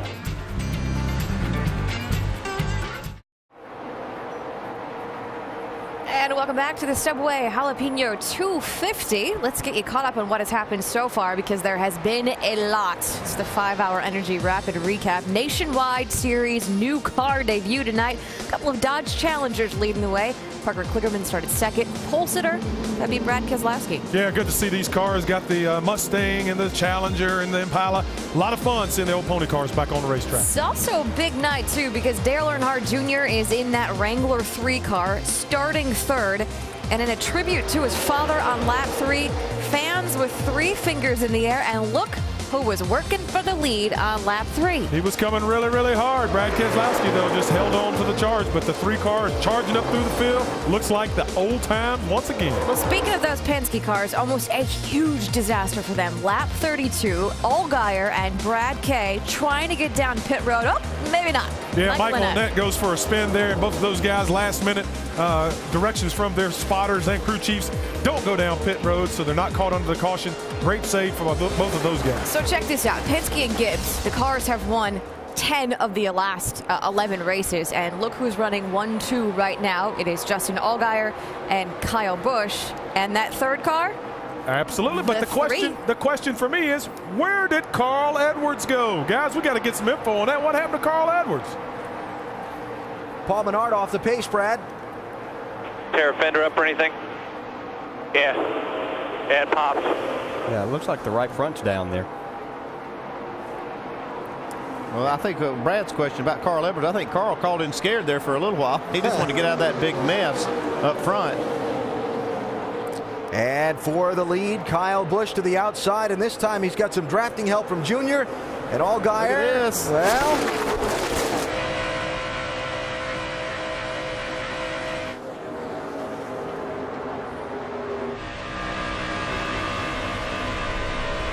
guess Junior didn't want to run that very high lane around the top of the track. Well, once you push the guy out there and send him on, then you've got no help there yourself. Junior wasn't getting pushed from behind, and so that kind of left him sitting. he'll make his way back. This car is handling really good right now. We heard Tony Jr. say that they might make an adjustment, but I'm sure they're talking about that right now, Andy. Well, he was making time on the bottom of the racetrack till he caught that lead two cars there, and they were occupying that lane, so he was looking for a way around. That's kind of how he got forced up there. Now the question becomes, flat tire before the fender crunch, or the fender crunch and then the flat tire? Yeah, more than likely the tire went down and he got in the wall. See, he's up there, but that's still a good question. Yeah. I would say he probably did cut a tire down somehow. I thought I heard on the radio he said it popped. Yeah. So would support your conclusion. Tough luck for Paul Menard, who had been having a solid run in the race so far. You see, Earnhardt Jr. got shuffled, but here he comes back. It's hard to hold a good handling car back when these cars get to this point and you get shuffled around. When you're starting to back off the gas, all the leaders are. It's hard to keep that good handling car down. Wow, coming. He scared it. I tell you, here comes that 3 car. He's going to be leading this race in a minute. Yeah, you can see he's just able to beat these guys through the corner so much, and that's because he's staying in the throttle so much more. His car's just handling good right now. If he gets just a little opening on the bottom of the track, he's going to take the lead from Kyle Busch. But you see Kyle just running right against that yellow line. I think if Junior's going to pass him, he's going to have to get back and get a run on him and probably go to the outside and pin Kyle down a little bit. And he may need a little bit of a push to make all of that happen. And watching Junior's strength late in this run, DJ and Andy, is amusing to me because I'm looking at that lap count. We're coming up on another set of green flag pit stops. And that could put some guys right on the edge of making this thing to the finish without having to stop again if we get another long run. Well, the way these cars are handling, though, I can hardly imagine we're going to go green to the finish. And that's the way I'm thinking if I'm on the box. I see a lot of this going on. I would plan on there being another caution or two. Joey Logano running there in 5th position, Dave. And on the first run, actually, the car was so loose they needed a big adjustment. 2 rounds of track bar for Joey. He said, you guys got it 3/4 of the way there just a few laps ago. But he said, if I get it clean there, it's ridiculous, meaning it's very, very good. So Joey trying to find his way to the front, whereas Carl operate perfectly. Doc? And Kyle Busch out front. Now, Kyle, DJ, said what you're talking about a moment ago. He said, I am loose, tight. I am loose when I get a car like the 3 car tucked underneath the back of me, and he uses the whole racetrack to drive up across and hang on to the car. Well, once he pulls away by at least 2 car lengths, the car's a little bit tight out front. But they really can't make an adjustment because if they go too far on the air pressure, it'll get too loose. If they don't go enough, it'll get tighter, and they'll have trouble leading the race. So they're in a bit of a quandary right now as they schedule their last stop around lap 73. Leaders in some traffic. Closed up the pack there for a second. Yeah, that loose and push situation, welcome to Daytona. That's something that you fight here because there's just not a lot of grip. Here we see Carl Edwards. That's 15th place. Remember, he was running 7th a little over 20 laps ago when he kind of bailed out, fell back as far as 25th, and has now started picking his way back toward the front. But Shannon not really running in the pack. Well, they were a little bit concerned when he first dropped back. They asked Carl, do you think that this is a bad idea? Carl said, guys, don't worry about it. We will figure it out. The car's pretty good. I think I can get back up there and compete at the end. Right now, he's slowly trying to make his way. This pit stop will obviously be a good thing for him when they come down pit road, hopefully to get his way back up to the front. Great action on the track right now, guys. Kenny Wallace, Michael McDowell going a lap down on this long green flag run that we've seen. McDowell in the 81 is the 30th place car. Yeah, we're seeing something right now that we have seen here before in the Nationwide Series. A couple of the better handling cars that are able to stay in the throttle, kind of break themselves away from some of the others. And Allgaier there in the 12 car is not letting them get too far ahead of him.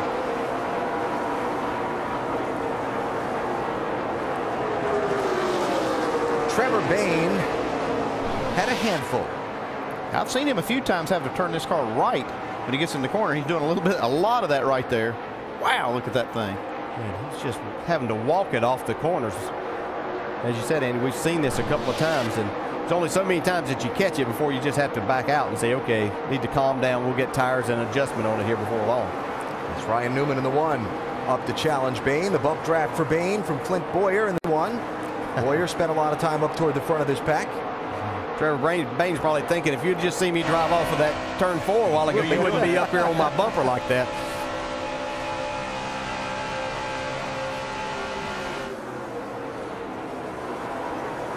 And from there, we look to the front of the pack. There's Kevin Harvick, 33. He's running in 5th position now. Harvick, one of the guys we think will be a factor at the end of this. And at the top of the stack, Kyle Busch, Dale Earnhardt Jr., Justin Allgaier, and Joey Logano as we close in on what could be the final pit stops.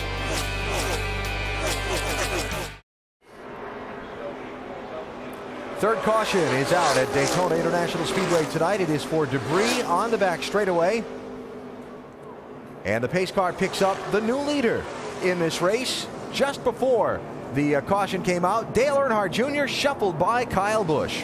You know, I said it's hard to keep a good handling car down. Right now, at this point of the run, right late, when the tires get hot, Junior's car is by far the best handling car. Makes this pass really look pretty easy. Yeah, you can see he had a push from the 12 right there as they got to the center of the tri-oval. He could feel that little bit of a push and just pulled to the outside of Kyle Busch and went on. And then the caution flag for something down towards turn 3 on the back straightaway has put the pace car in front of the field. Now got 30 laps to go. Be 29 when they come back around to the pit lane, Andy. This could be the money stop. Oh, yeah, this could be the last stop if it does go green. Like I said, I'm not going to count on that, but it could, and this would be a good opportunity for everybody to make their last adjustment. Michael McDowell, the Aaron's Lucky Dog free pass on this caution. First car not on the lead lap, so he will come back around and get back in the hunt for a top finish at Daytona. I don't believe I'll be adjusting on that 3 car, though. It'd be hard to, the way it came on there. 29 cars on the lead lap. Pit stops with 29 laps to go. Doc? This should be the final stop, AV, tonight. If we stay green, we're going to have triple pits. Toyota, Chevy, Busch, Earnhardt, and Harvick. And Busch slides across the white line. He'll have to back the car up, and it costs him about 2.5 seconds. They will change 4 tires and make a major air pressure adjustment. Dave. Slight adjustment for leader Junior. It's air pressure in both right side tires to help tighten it up on the short run. Shannon. Kevin Harvick says, snug me up, right side air pressure, track bar only for the 33. Mike. Justin Allgaier wants to be tightened up as well to make a 4-tire change. 2 cans of Sunoco race fuel and to put a ½ pound in the right rear on the 12. Brad Keselowski overshot his pit. That first stall down toward turn 1, that cost him some time. Yeah, Keselowski and Kyle Busch both slid through their pit stalls. Oh, and a tire, too. Who's that from? That looks like maybe some of Greg Sachs's guys standing there waving their arms. That'll be a penalty for someone. We'll see who goes to get it. Yeah, these guys forgot that the racing surface isn't the only thing that's slick here. Pit road is too, especially on those hot tires.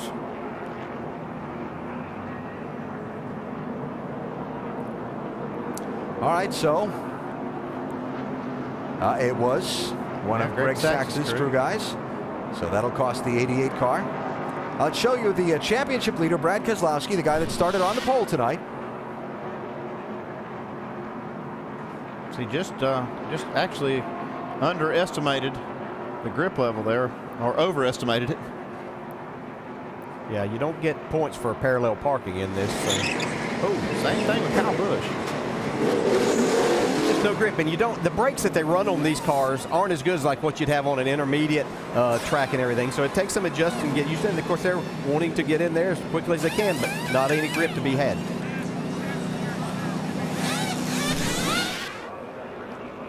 Well, Michael McDowell got the free pass, but so much for that. Didn't have enough fuel to take advantage of it, looks like. Yeah, that's a shame. Needing to get a little help to get back into the pit area and make what should be his final pit stop. So as they cross the stripe and the scoring resets, Earnhardt Jr. winning the race off of pit road. Kyle Busch is going to come out 5th in line. Carl Edwards is up to 6th. And Brad Keselowski is down in 13th spot by sliding through his pit stall. 28 laps to go. Cleaning up from the 3rd caution of the race, the scramble to the finish at Daytona coming up.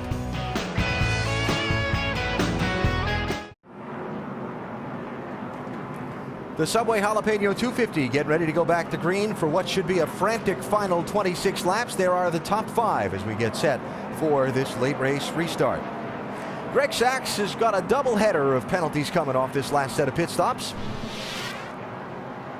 See right here, he gets on the brakes as they come down to the pit road entrance. Now he catches that cone. Easy. He's got the cone.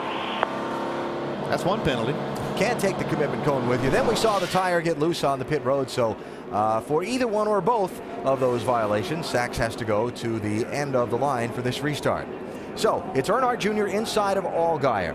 Second row, you've got Harvick and Newman, then Kyle Busch and Edwards back up in his 6th position. Remember Brad Keselowski back down around 13th in line after this slide through his pits, and we go green with 26 laps to go.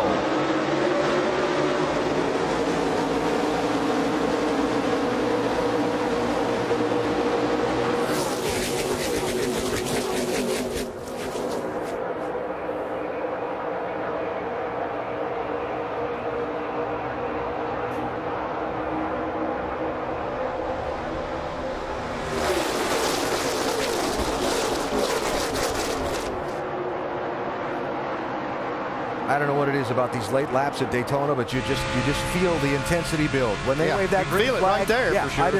it's like Yep, it's getting ready to get business is picking up right here now. We still have 25 laps to go when they get back here, but these guys are going to be fighting for every spot now. Not much, a lot of taking, not much giving here. They'll be going for the little small holes now. They won't be waiting on a big one to open up. See Carl Edwards, he backed out of it earlier when it got really hot up front. He won't do it now. He'll have to go. He ducked out from behind Ryan Newman. The one car sliding back with no drafting help. Now Newman ducks in the line behind Edwards. Now we got a single file line back through 10 cars. Got to admit, didn't see that coming. Give them a couple laps. They're going to be okay right here. These guys that got down to the inside, they're fine. They're hoping they can run a little bit like that before they start shuffling things. See the front bumper on Kevin Harvick's car already worn out. Sparks flying off for the 3 car. Look at that car dance around. Yeah. Wow. And Kyle Busch, remember, got shuffled from the lead by Junior just before the caution, then slid through his pits, back up in the 3rd spot, got his Gibbs teammate Joey Logano right on the back bumper. As long as the leaders can hold that yellow line, it's going to force these other cars that want to try to advance to move up. Right now, they don't want to. No, they don't, but I would say if Kyle Busch can get a run with his teammate Joey Logano on his bumper, then he'll go to that outside and try to get back to the front. And he won't wait very long in doing that, I don't believe.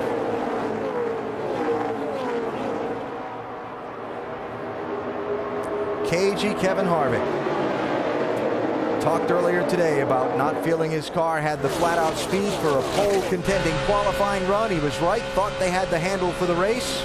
I'll tell you what, talk about flat-out speed. The last lap for Dale Earnhardt Jr. was a 47.39, fastest lap of the race for him, or anyone. 23 to go. Getting time to settle it here at Daytona. Earnhardt Jr. in the famous 3 is out in front.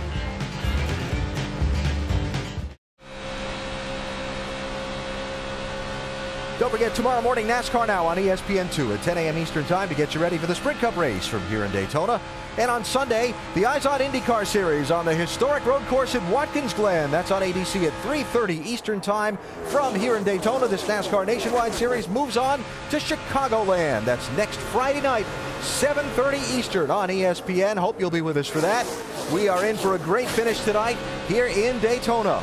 Dale Earnhardt Jr. leading Kevin Harvick, Kyle Busch, Joey Logano, Clint Boyer, and a host of others with 19 laps to go.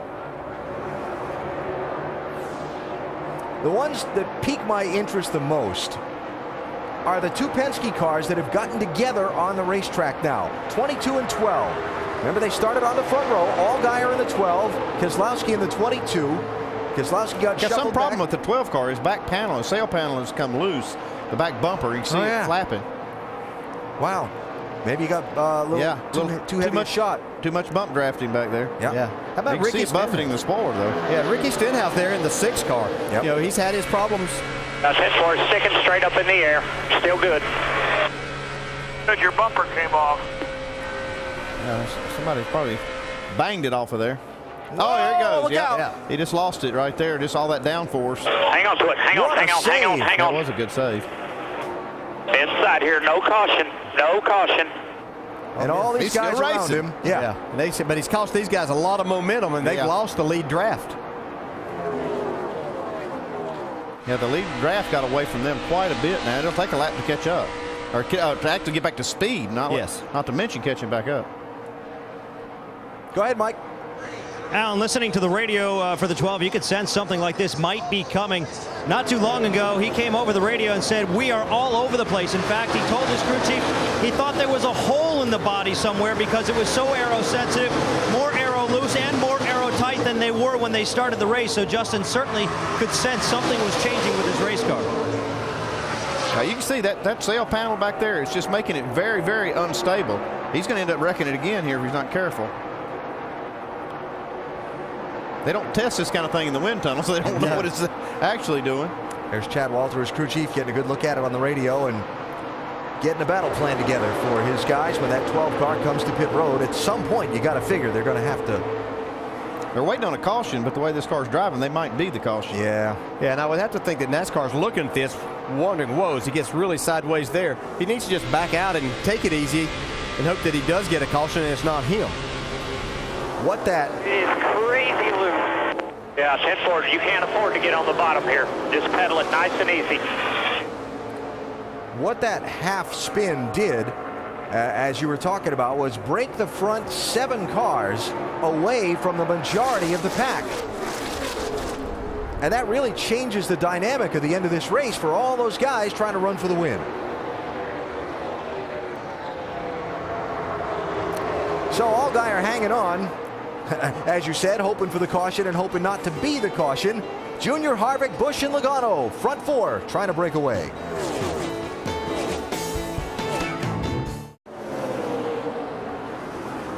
"12 laps to go in the Subway Jalapeno 250 powered by Coca-Cola. You're watching Dale Earnhardt Jr. lead this race in the car numbered 3, painted up like one of the ones his father made so famous during his glorious racing career. Richard Childress top right. One of the men collaborating on making this a reality, Tony Eury Jr., the man who prepared the car, and Dale Earnhardt Jr. behind the wheel, try to see if he can stay out in front of this very talented group of guys behind him and bring that 3-car home to victory tonight here at the World Center of Racing. I like his chances, but I'm looking back behind this group, and we talked about how those groups separated. Brad Keselowski's leading this second group back up through there. Been the last few laps about a half a second faster than Junior, so they're going to get there, it looks like. Yeah, and they're going to get a chance too, because at some point in time the 18 and the 20 are going to try to get by. Kevin Harvick's going to also probably try to get out and try to do what he can to win this race, so that's going to allow them once these guys get side by side. Clint Boyer and Ricky Stenhouse Jr. 5th and 6th, tucked up tightly together. You mentioned what a nice job Stenhouse has done tonight. He really has. He qualified well. He drove his car smart through the first part of this race, and now he's got himself up here with a chance to get a top 5 finish. You know, we've documented the troubles that he's had, but this is a great night for him. One thing you got to do too is give him credit for knowing how he needed this car to handle and getting it set up for the race and having a good handling race car, because that's what's kept him up there. Doc? Exactly, Andy. They made major adjustments on that first stop with track bar and wedge and air pressure. When he told him, he said the car is now good in, a little bit free coming off, and they said just drive it and be comfortable. He told me before the race that his run at Loudon last week had given him so much confidence, and that's what made the difference in qualifying today when he qualified 6th and now trying to hang on and maybe, just maybe, get his first top 5 finish of 2010. Doc, interestingly enough, in a news conference earlier today here at the Speedway, NASCAR Chairman and CEO Brian France said that changes may be coming to this nationwide series to ensure that seats remain available for young drivers and new teams like Stenhouse, a young talent trying to build his way up the racing ladder. It's always a balance, though, between having all these Cup stars and great race car drivers in the series for the young guys to learn from and having enough available seats. Jeremy Clements has been coasting on the apron. It looks like he's going to make it back around to pit road. He is it. That's him there rolling in. So we stay under the green flag. 29 cars on the lead lap, 9 laps to go, Dave. And Alan, when you think about the paint scheme on this 3-car and why Junior chose it with the entities that all agreed to doing this over all the others he had the options on, it's interesting to hear his answer on that. We talked to him in qualifying today. He was a little bit jealous when Martin Truex got to use it in 2004 on his way to his first of 2 nationwide championships. It was his favorite paint scheme that his dad ran growing up. And even recently, he's used it to design his own cars when he races online. He said, I wanted to make sure that if I ran this 3 one last time, that it was going to be in this paint scheme, the one that was my favorite whenever my dad drove it. Running this car tonight, the collaboration between Teresa Earnhardt, Richard Childress, and Dale Earnhardt Jr. And right now, I can tell you just from watching the fans on the property earlier today, there are a lot of Wrangler yellow and blue 3 shirts in this grandstand. If he's able to hold off this snarling pack of drivers, it's going to be an awfully loud ovation. Yeah, you see, it's just a 4-car pack right there, but now Keselowski has got up to Stenhouse, and he's been catching this group 3, 4, 5 tenths a lap. I think he's going to get right to him it looks like at the end of the race. Yeah, Ricky Stenhouse did a nice job there. He saw the 22 coming. He pulled out to get around the 21 and used Brad Keselowski's push to get himself up in the 5th spot. And they do continue to catch this lead group. Of Brad Keselowski's victories this year, 2 of them have come on last lap passes. One of those at what many consider to be the sister track to this Daytona Speedway, Talladega. Well, they're going to have a lot of momentum coming right here about the right time. They're going to have to find something to do with it now. They need to be making plans because they are going to have, a few miles an hour faster than the leaders are running. Yeah, the only problem that Brad's going to have is he has nobody pushing him right there. So he's going to have to make a decision when he gets up there. Is he going to continue to follow this 6, even though he doesn't have a lot of experience here, or is he going to try to do something on his own? Can I answer that? Yeah. No, he's not going to keep following him. 6 laps to go. Yeah, they were about 4 tenths of a second faster once again. Those 2 cars catching this group of 4. Okay, it's gone. Brad Keselowski's fast race car. Mike? Guys, when you look at Brad Keselowski's resume, a couple of things that stand out, and that would be his Cup Series win at Talladega and, of course, the Nationwide Series win there earlier this year. Obviously, this style of racing suits him. So I had a conversation with his crew chief, Paul Wolf, this weekend. He said part of it's instinctual, but part of it is the fact that he works at it so hard. He studies videotapes. He knows exactly where he wants to be. He puts himself in simulated situations so that he knows where he wants to be at this stage of the race. He studies this style of racing, and the homework could be paying off. He's running toward the front, but only a few laps to go, guys. And behind them, Ryan Newman and Carl Edwards hooked up. Yeah. These fans are standing. They're excited for Junior. They see the 6 and the 22 coming. Did you see his hands working the wheel there? He had his hands full. Lap ago, we heard on Kyle, it was Kyle Busch's radio. Here we go. Here goes Keselowski now around Stenhouse. Kyle had something on the grill, apparently. We heard from his spotter saying, okay, it's gone. That was that move we saw out of traffic. And Paul Menard again. Now another right front tire down on this 98 car. Still under green. Not anymore. Caution is out for debris from the 98 car with 5, now 4 laps to go. Oh, my. Oh, my. Well, you had to know when you saw that tire that there was going to be debris. Oh, yeah, it's everywhere. Yeah. Yeah, no choice but to throw the yellow right there.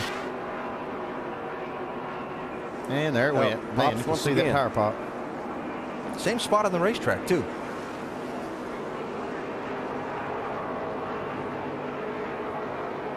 After the first one, came back, got on the... Oh, yeah, look at all the debris. Yeah, there's a little bit there. Yeah. Oh, people hitting it, too. All right, Mr. Champion Crew Chief. Man. Do you pit? Let me set you up here. Got 28 cars on the lead lap.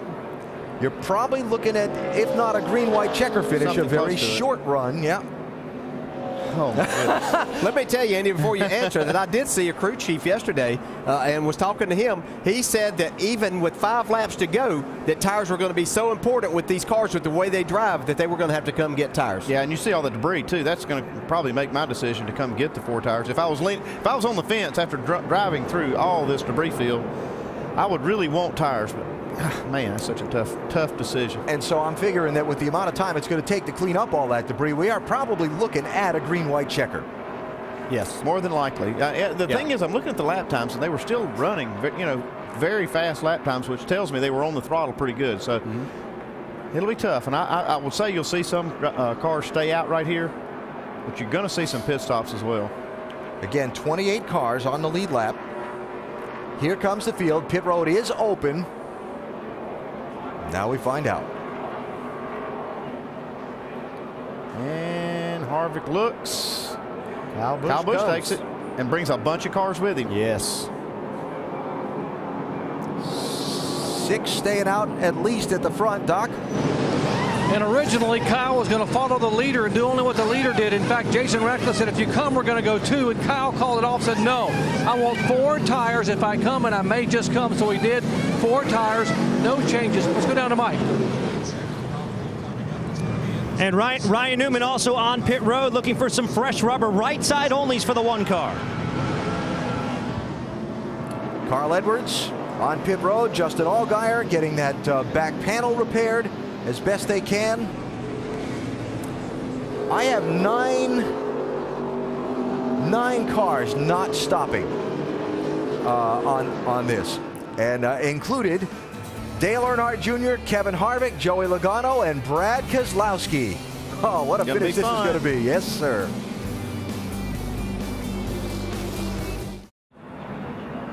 Setting up for a green-white checker finish to the Subway Jalapeno 250. You're looking at the top 5 as they run. None of those drivers pitted under this late caution flag. The yellow does give Tony Raines the Aaron's Lucky Dog free pass. He was the first driver a lap down, and he'll rejoin the fray. Tony in 27th position and now on the lead lap.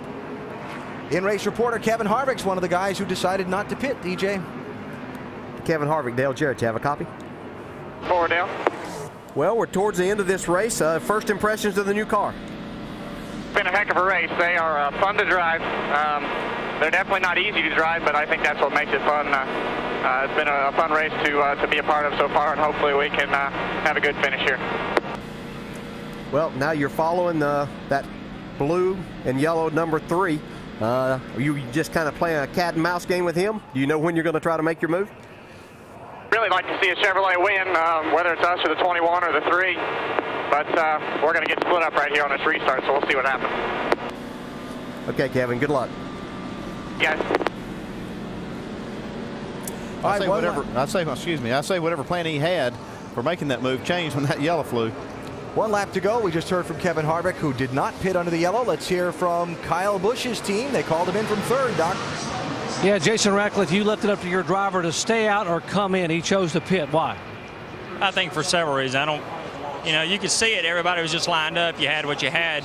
And, without the track position, I think he felt like he needed a little bit of an advantage, and tires would give him that if he's going to win it. Otherwise, we were just going to be stuck there with the top 5 maybe. So I think it's a good call. We could get multiple, green-white checkers right here. And if we do, I think he's going to, look like a hero. And tires are worth a lot. I mean, the rest of these other guys have over 20 laps on their tires. So it's going to be exciting. All right, Kyle Busch rolling the dice. Dave. The 3 cars stayed out. Pros and cons in that. Tony Eury Jr., what were the pros for staying out?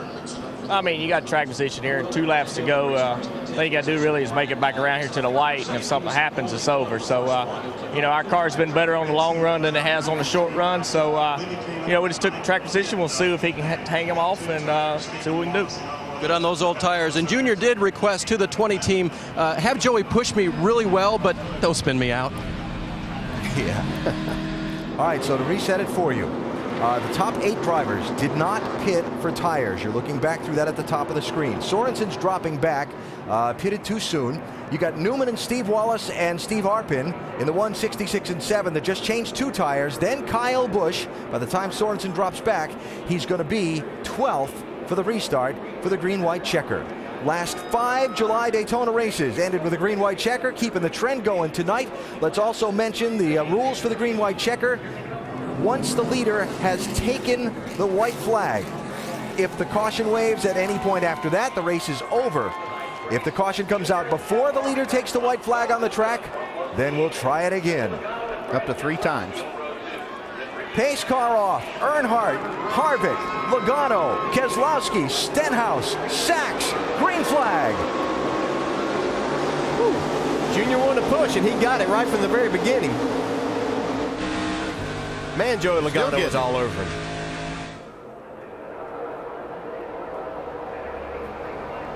Here comes Harvick and Keselowski back on the outside, though.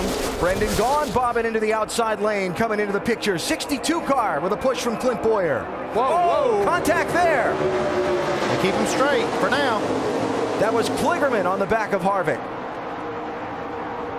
Gaughan with a run to the outside, now bump to the inside. Yeah, the bump drafting's getting a lot harder here, and I'm not sure these guys can keep control of these cars like that. Meanwhile, Earnhardt Jr. and Logano have shot out ahead of the pack. If they get to the white flag before a caution flag, then the race is in its last lap. Looks like they're going to do that. White flag in the air. White flag at Daytona.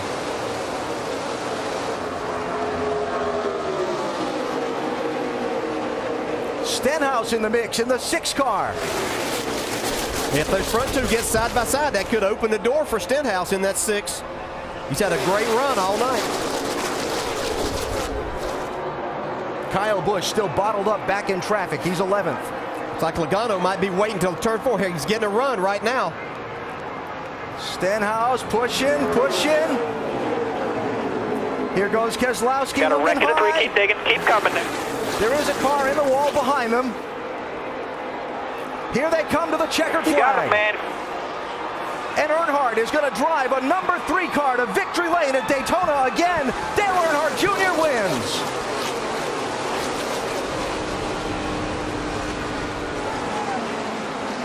Well, but damn. Good job, guys. I'll say you again, thanks 88 crew for the pit stop. Tony Jr., I appreciate your work, man. I love winning races with you, buddy. Incredible. I don't know if it's you guys, but that's chills good work, right TJ. there. You did a good job. You guys built a hell of a race car. The car that got in trouble was Brendan Gaughan, Appreciate you, Richard. who has driven around and limped across the finish line. Kelly. Wow. Andy, I know you didn't work on the Wrangler car, but you did work on that 3 with Dale. It's great to see this. This is something I'm glad just to be up here to witness.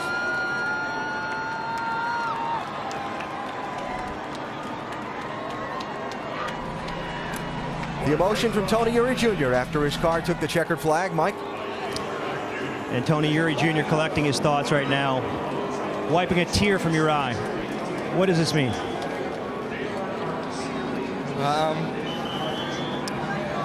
Man, you know, we lost everything here, and to come back with that number and do this, that means everything. Can't follow that up, guys. You can hear the emotion. A very, very special win for everybody involved with the 3 team. Alan? Well, I'll tell you what, we have all, I think if you followed racing for a long time, you experience the highs and the lows revolving around this whole story with Dale Earnhardt in Daytona. But I think for Dale Earnhardt Jr. and I think for these fans, they're going to revel in the highs right now.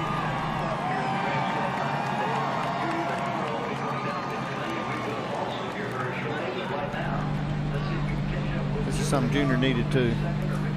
He did, and I'm sure he's taking this time just to kind of collect his thoughts a little bit too. Compose himself. You know, he applied the pressure to himself by wanting to do this, and then went out and took all the energy from everything there and drove this car to victory tonight. Incredible. Watching the fans' reaction, soaking it all in.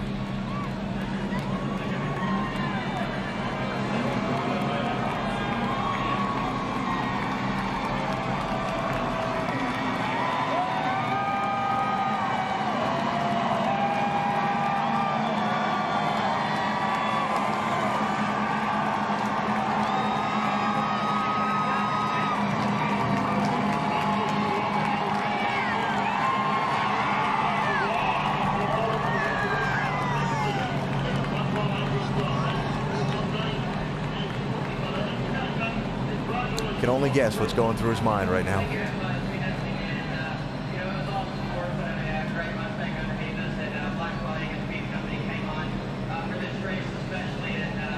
I'm sure there are a lot of things, and you know, if a lot of talk about whether the 3 should be run and shouldn't, and if there was anybody deserving to do it, it was certainly Dale Earnhardt Jr. and his father would be extremely proud in a lot of ways. He picked the paint job. He told us on NASCAR Countdown earlier that this would probably be the only time he would run this number and not do it again in the future. And he has certainly gotten the most from it tonight. Now going down for the spoiler angle check before he makes his way toward Daytona's victory lane.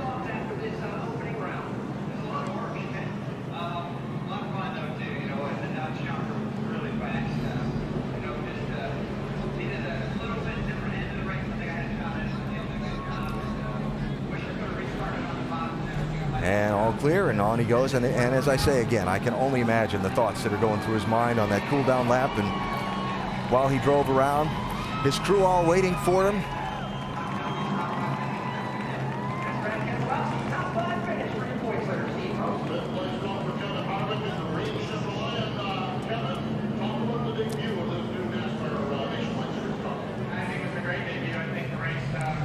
And the drive into victory lane for Dale Earnhardt Jr. right now. We'll talk to him and find out what those thoughts are in just a minute. Earnhardt wins at Daytona.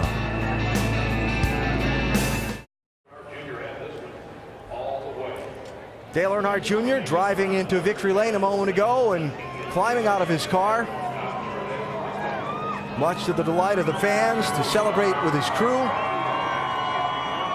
After a wild finish at Daytona that saw Earnhardt Jr. hold off the rest of the pack. Now, let's take you back to that last lap and show you the trouble. Brendan Gaughan, 62, Trevor Bayne, 99.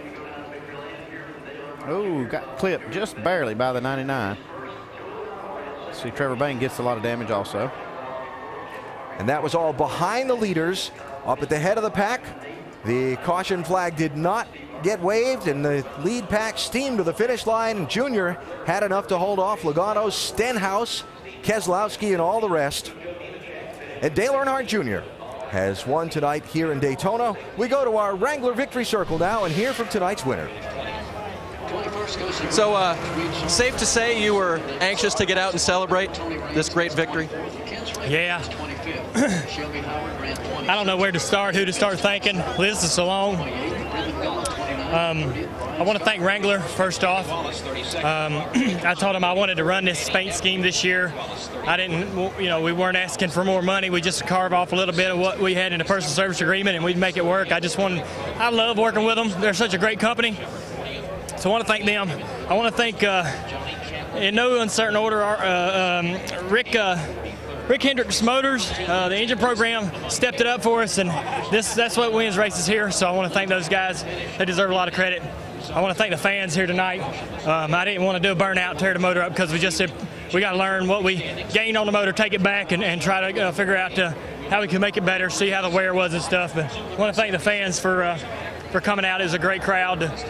My JR Motorsports teammates and all the guys at the shop, the 88 crew pitted the car for us. So I want to thank them for doing that. Everybody just volunteered for this deal. So I feel lucky. I feel really lucky. I was so worried that I wasn't going to win because nothing but a win, was good enough. Yeah. Well, just for everybody in the world, if you didn't win, it was what a waste of time. Why to do it? So I worked hard to try to win it, and not only for Daddy, I'm proud of him going in the Hall of Fame, and he would be proud of this, I'm sure. And just all these fans. He has so many great fans, not just mine. This is for his fans. Hope that they enjoyed this. This is it. No more three for me. We'll win, and this will be it. That's it. You drove up by the wall. You looked into the eyes of a lot of them. What'd you see up there? Oh, I don't know, man. I couldn't see that good. A lot of sweat, and I just... What'd you feel? Didn't want to do a burnout because I wanted to tear this motor apart and see what we did, how we improved, and it's emotional, I'm proud of myself.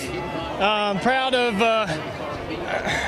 I'm proud to have done what I did with this group, the JR Motorsports group.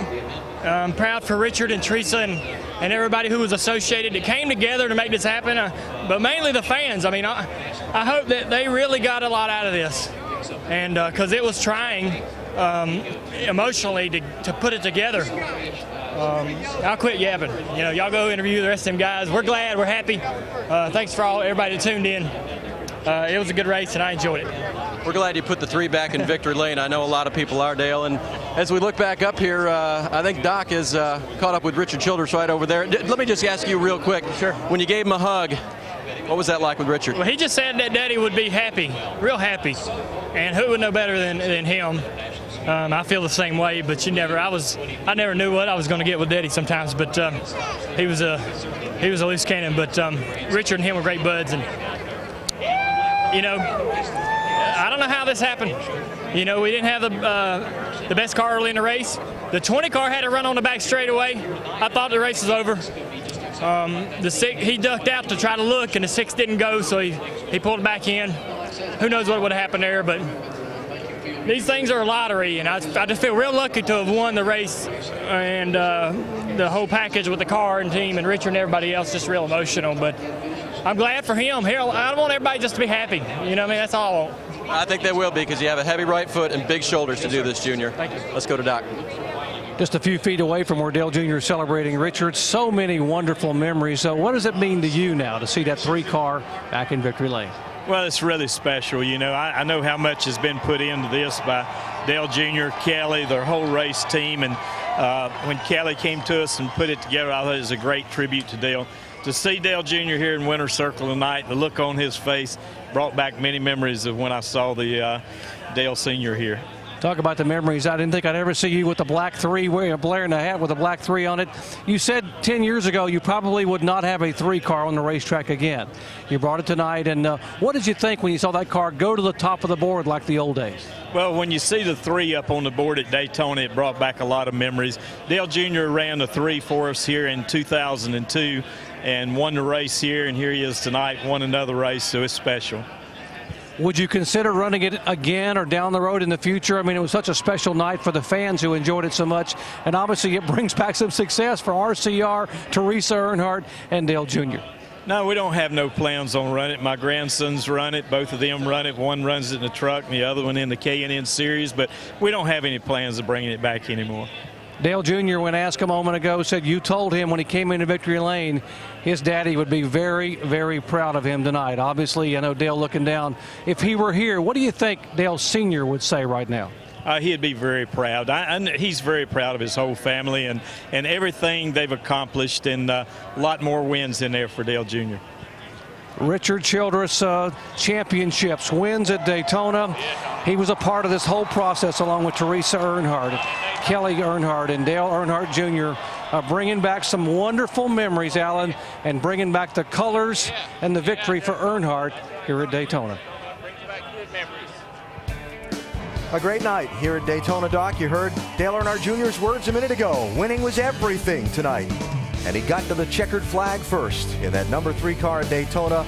An emotional victory for Tony Eury Jr., who headed up putting that effort together. And the fans leaving the speedway so very happy tonight as the sport's most popular driver has driven the number made famous by his father to Daytona's victory lane. Subway Jalapeno 250 at Daytona is brought to you by Subway Restaurants. Subway, raise hard, eat fresh. Touch of Gray gets rid of some gray, never all. And Comfort Inn. After a long day of vacation, relax with Comfort Inn. Well, it was quite the project to take on for Dale Earnhardt Jr., Teresa Earnhardt, and Richard Childress to collaborate on fielding a number 3 car to honor Dale Sr.'s induction into the NASCAR Hall of Fame this year. Jr. chose to do it in a paint scheme reminiscent of when his dad left Rod Osterlund and first teamed up with Richard Childress. The weekend, one of extreme focus for Jr. The fan salute on lap 3 when he tried to take the lead. Well, he had the lead when it counted most, and car number 3 went to victory lane tonight.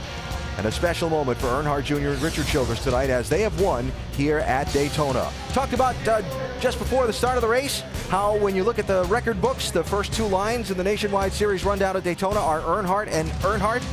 Well, Jr. gained another one on his dad in the win column. He's closing on him.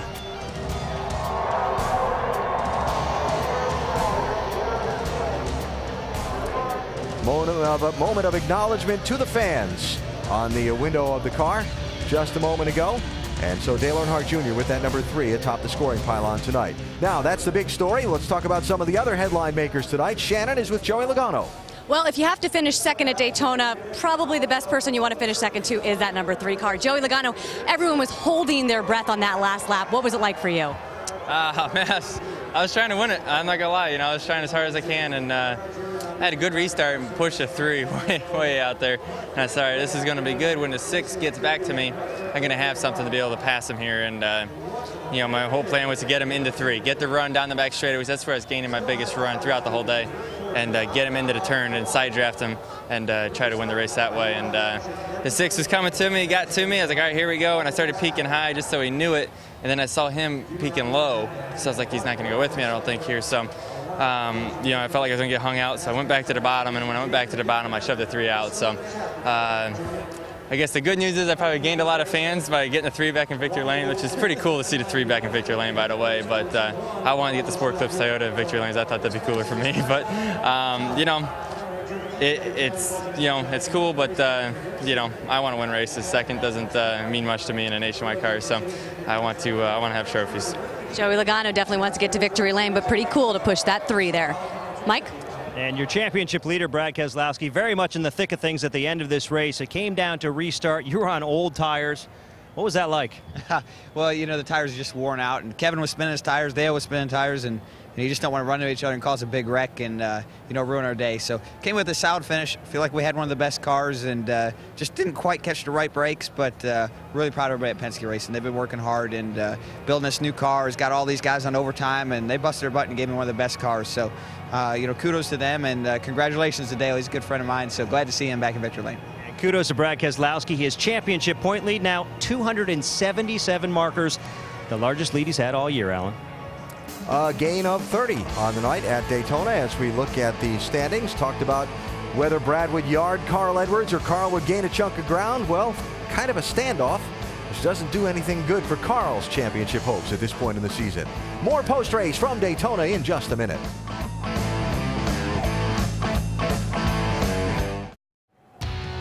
Well, after an exciting night at Daytona, we go to Chicagoland Speedway as the NASCAR Nationwide Series rolls on through the summer months. You can join us at one of these upcoming races by checking it out at NASCAR.com/tickets or the number at the bottom of the screen. Got some great venues coming up. The short track at Indianapolis, O'Reilly Raceway Park, Iowa, the road course in Watkins Glen, Michigan. The next time we'll see these new Nationwide Series next generation cars. And then Bristol. And then Bristol. A lot of good stuff coming up. So on the night tonight, the track, turn 2, seemed to be okay. Never heard anybody complaining about that. The new cars, wild, but great. Yeah, they did. They were a little bit shaky as far as the way they looked, but they still handled okay, and it was an exciting finish. And the 3 car went to victory lane again. Yeah, and he showed just why he's literally one of the best to ever drive here at Daytona, Dale Earnhardt Jr. And, if you look down the list a little bit, Jack Roush has to be pretty proud of his young guys. Ricky Stenhouse Jr. finishing 3rd and Brian Eichler at 9th. 2 guys in the top 10 for him. Kyle Busch came back to 7th after the 4-tire pit stop. But in the end, it was Dale Earnhardt Jr. who will make all the big headlines from tonight. Next Friday night, the NASCAR Nationwide Series at Chicagoland, ESPN at 7:30 Eastern. Sports Center is next, including more post-race coverage from here in Daytona. We'll be back in just a few minutes. Dale Earnhardt Jr. is won tonight here at the World Center of Racing. This has been a presentation of ESPN, the worldwide leader in sports.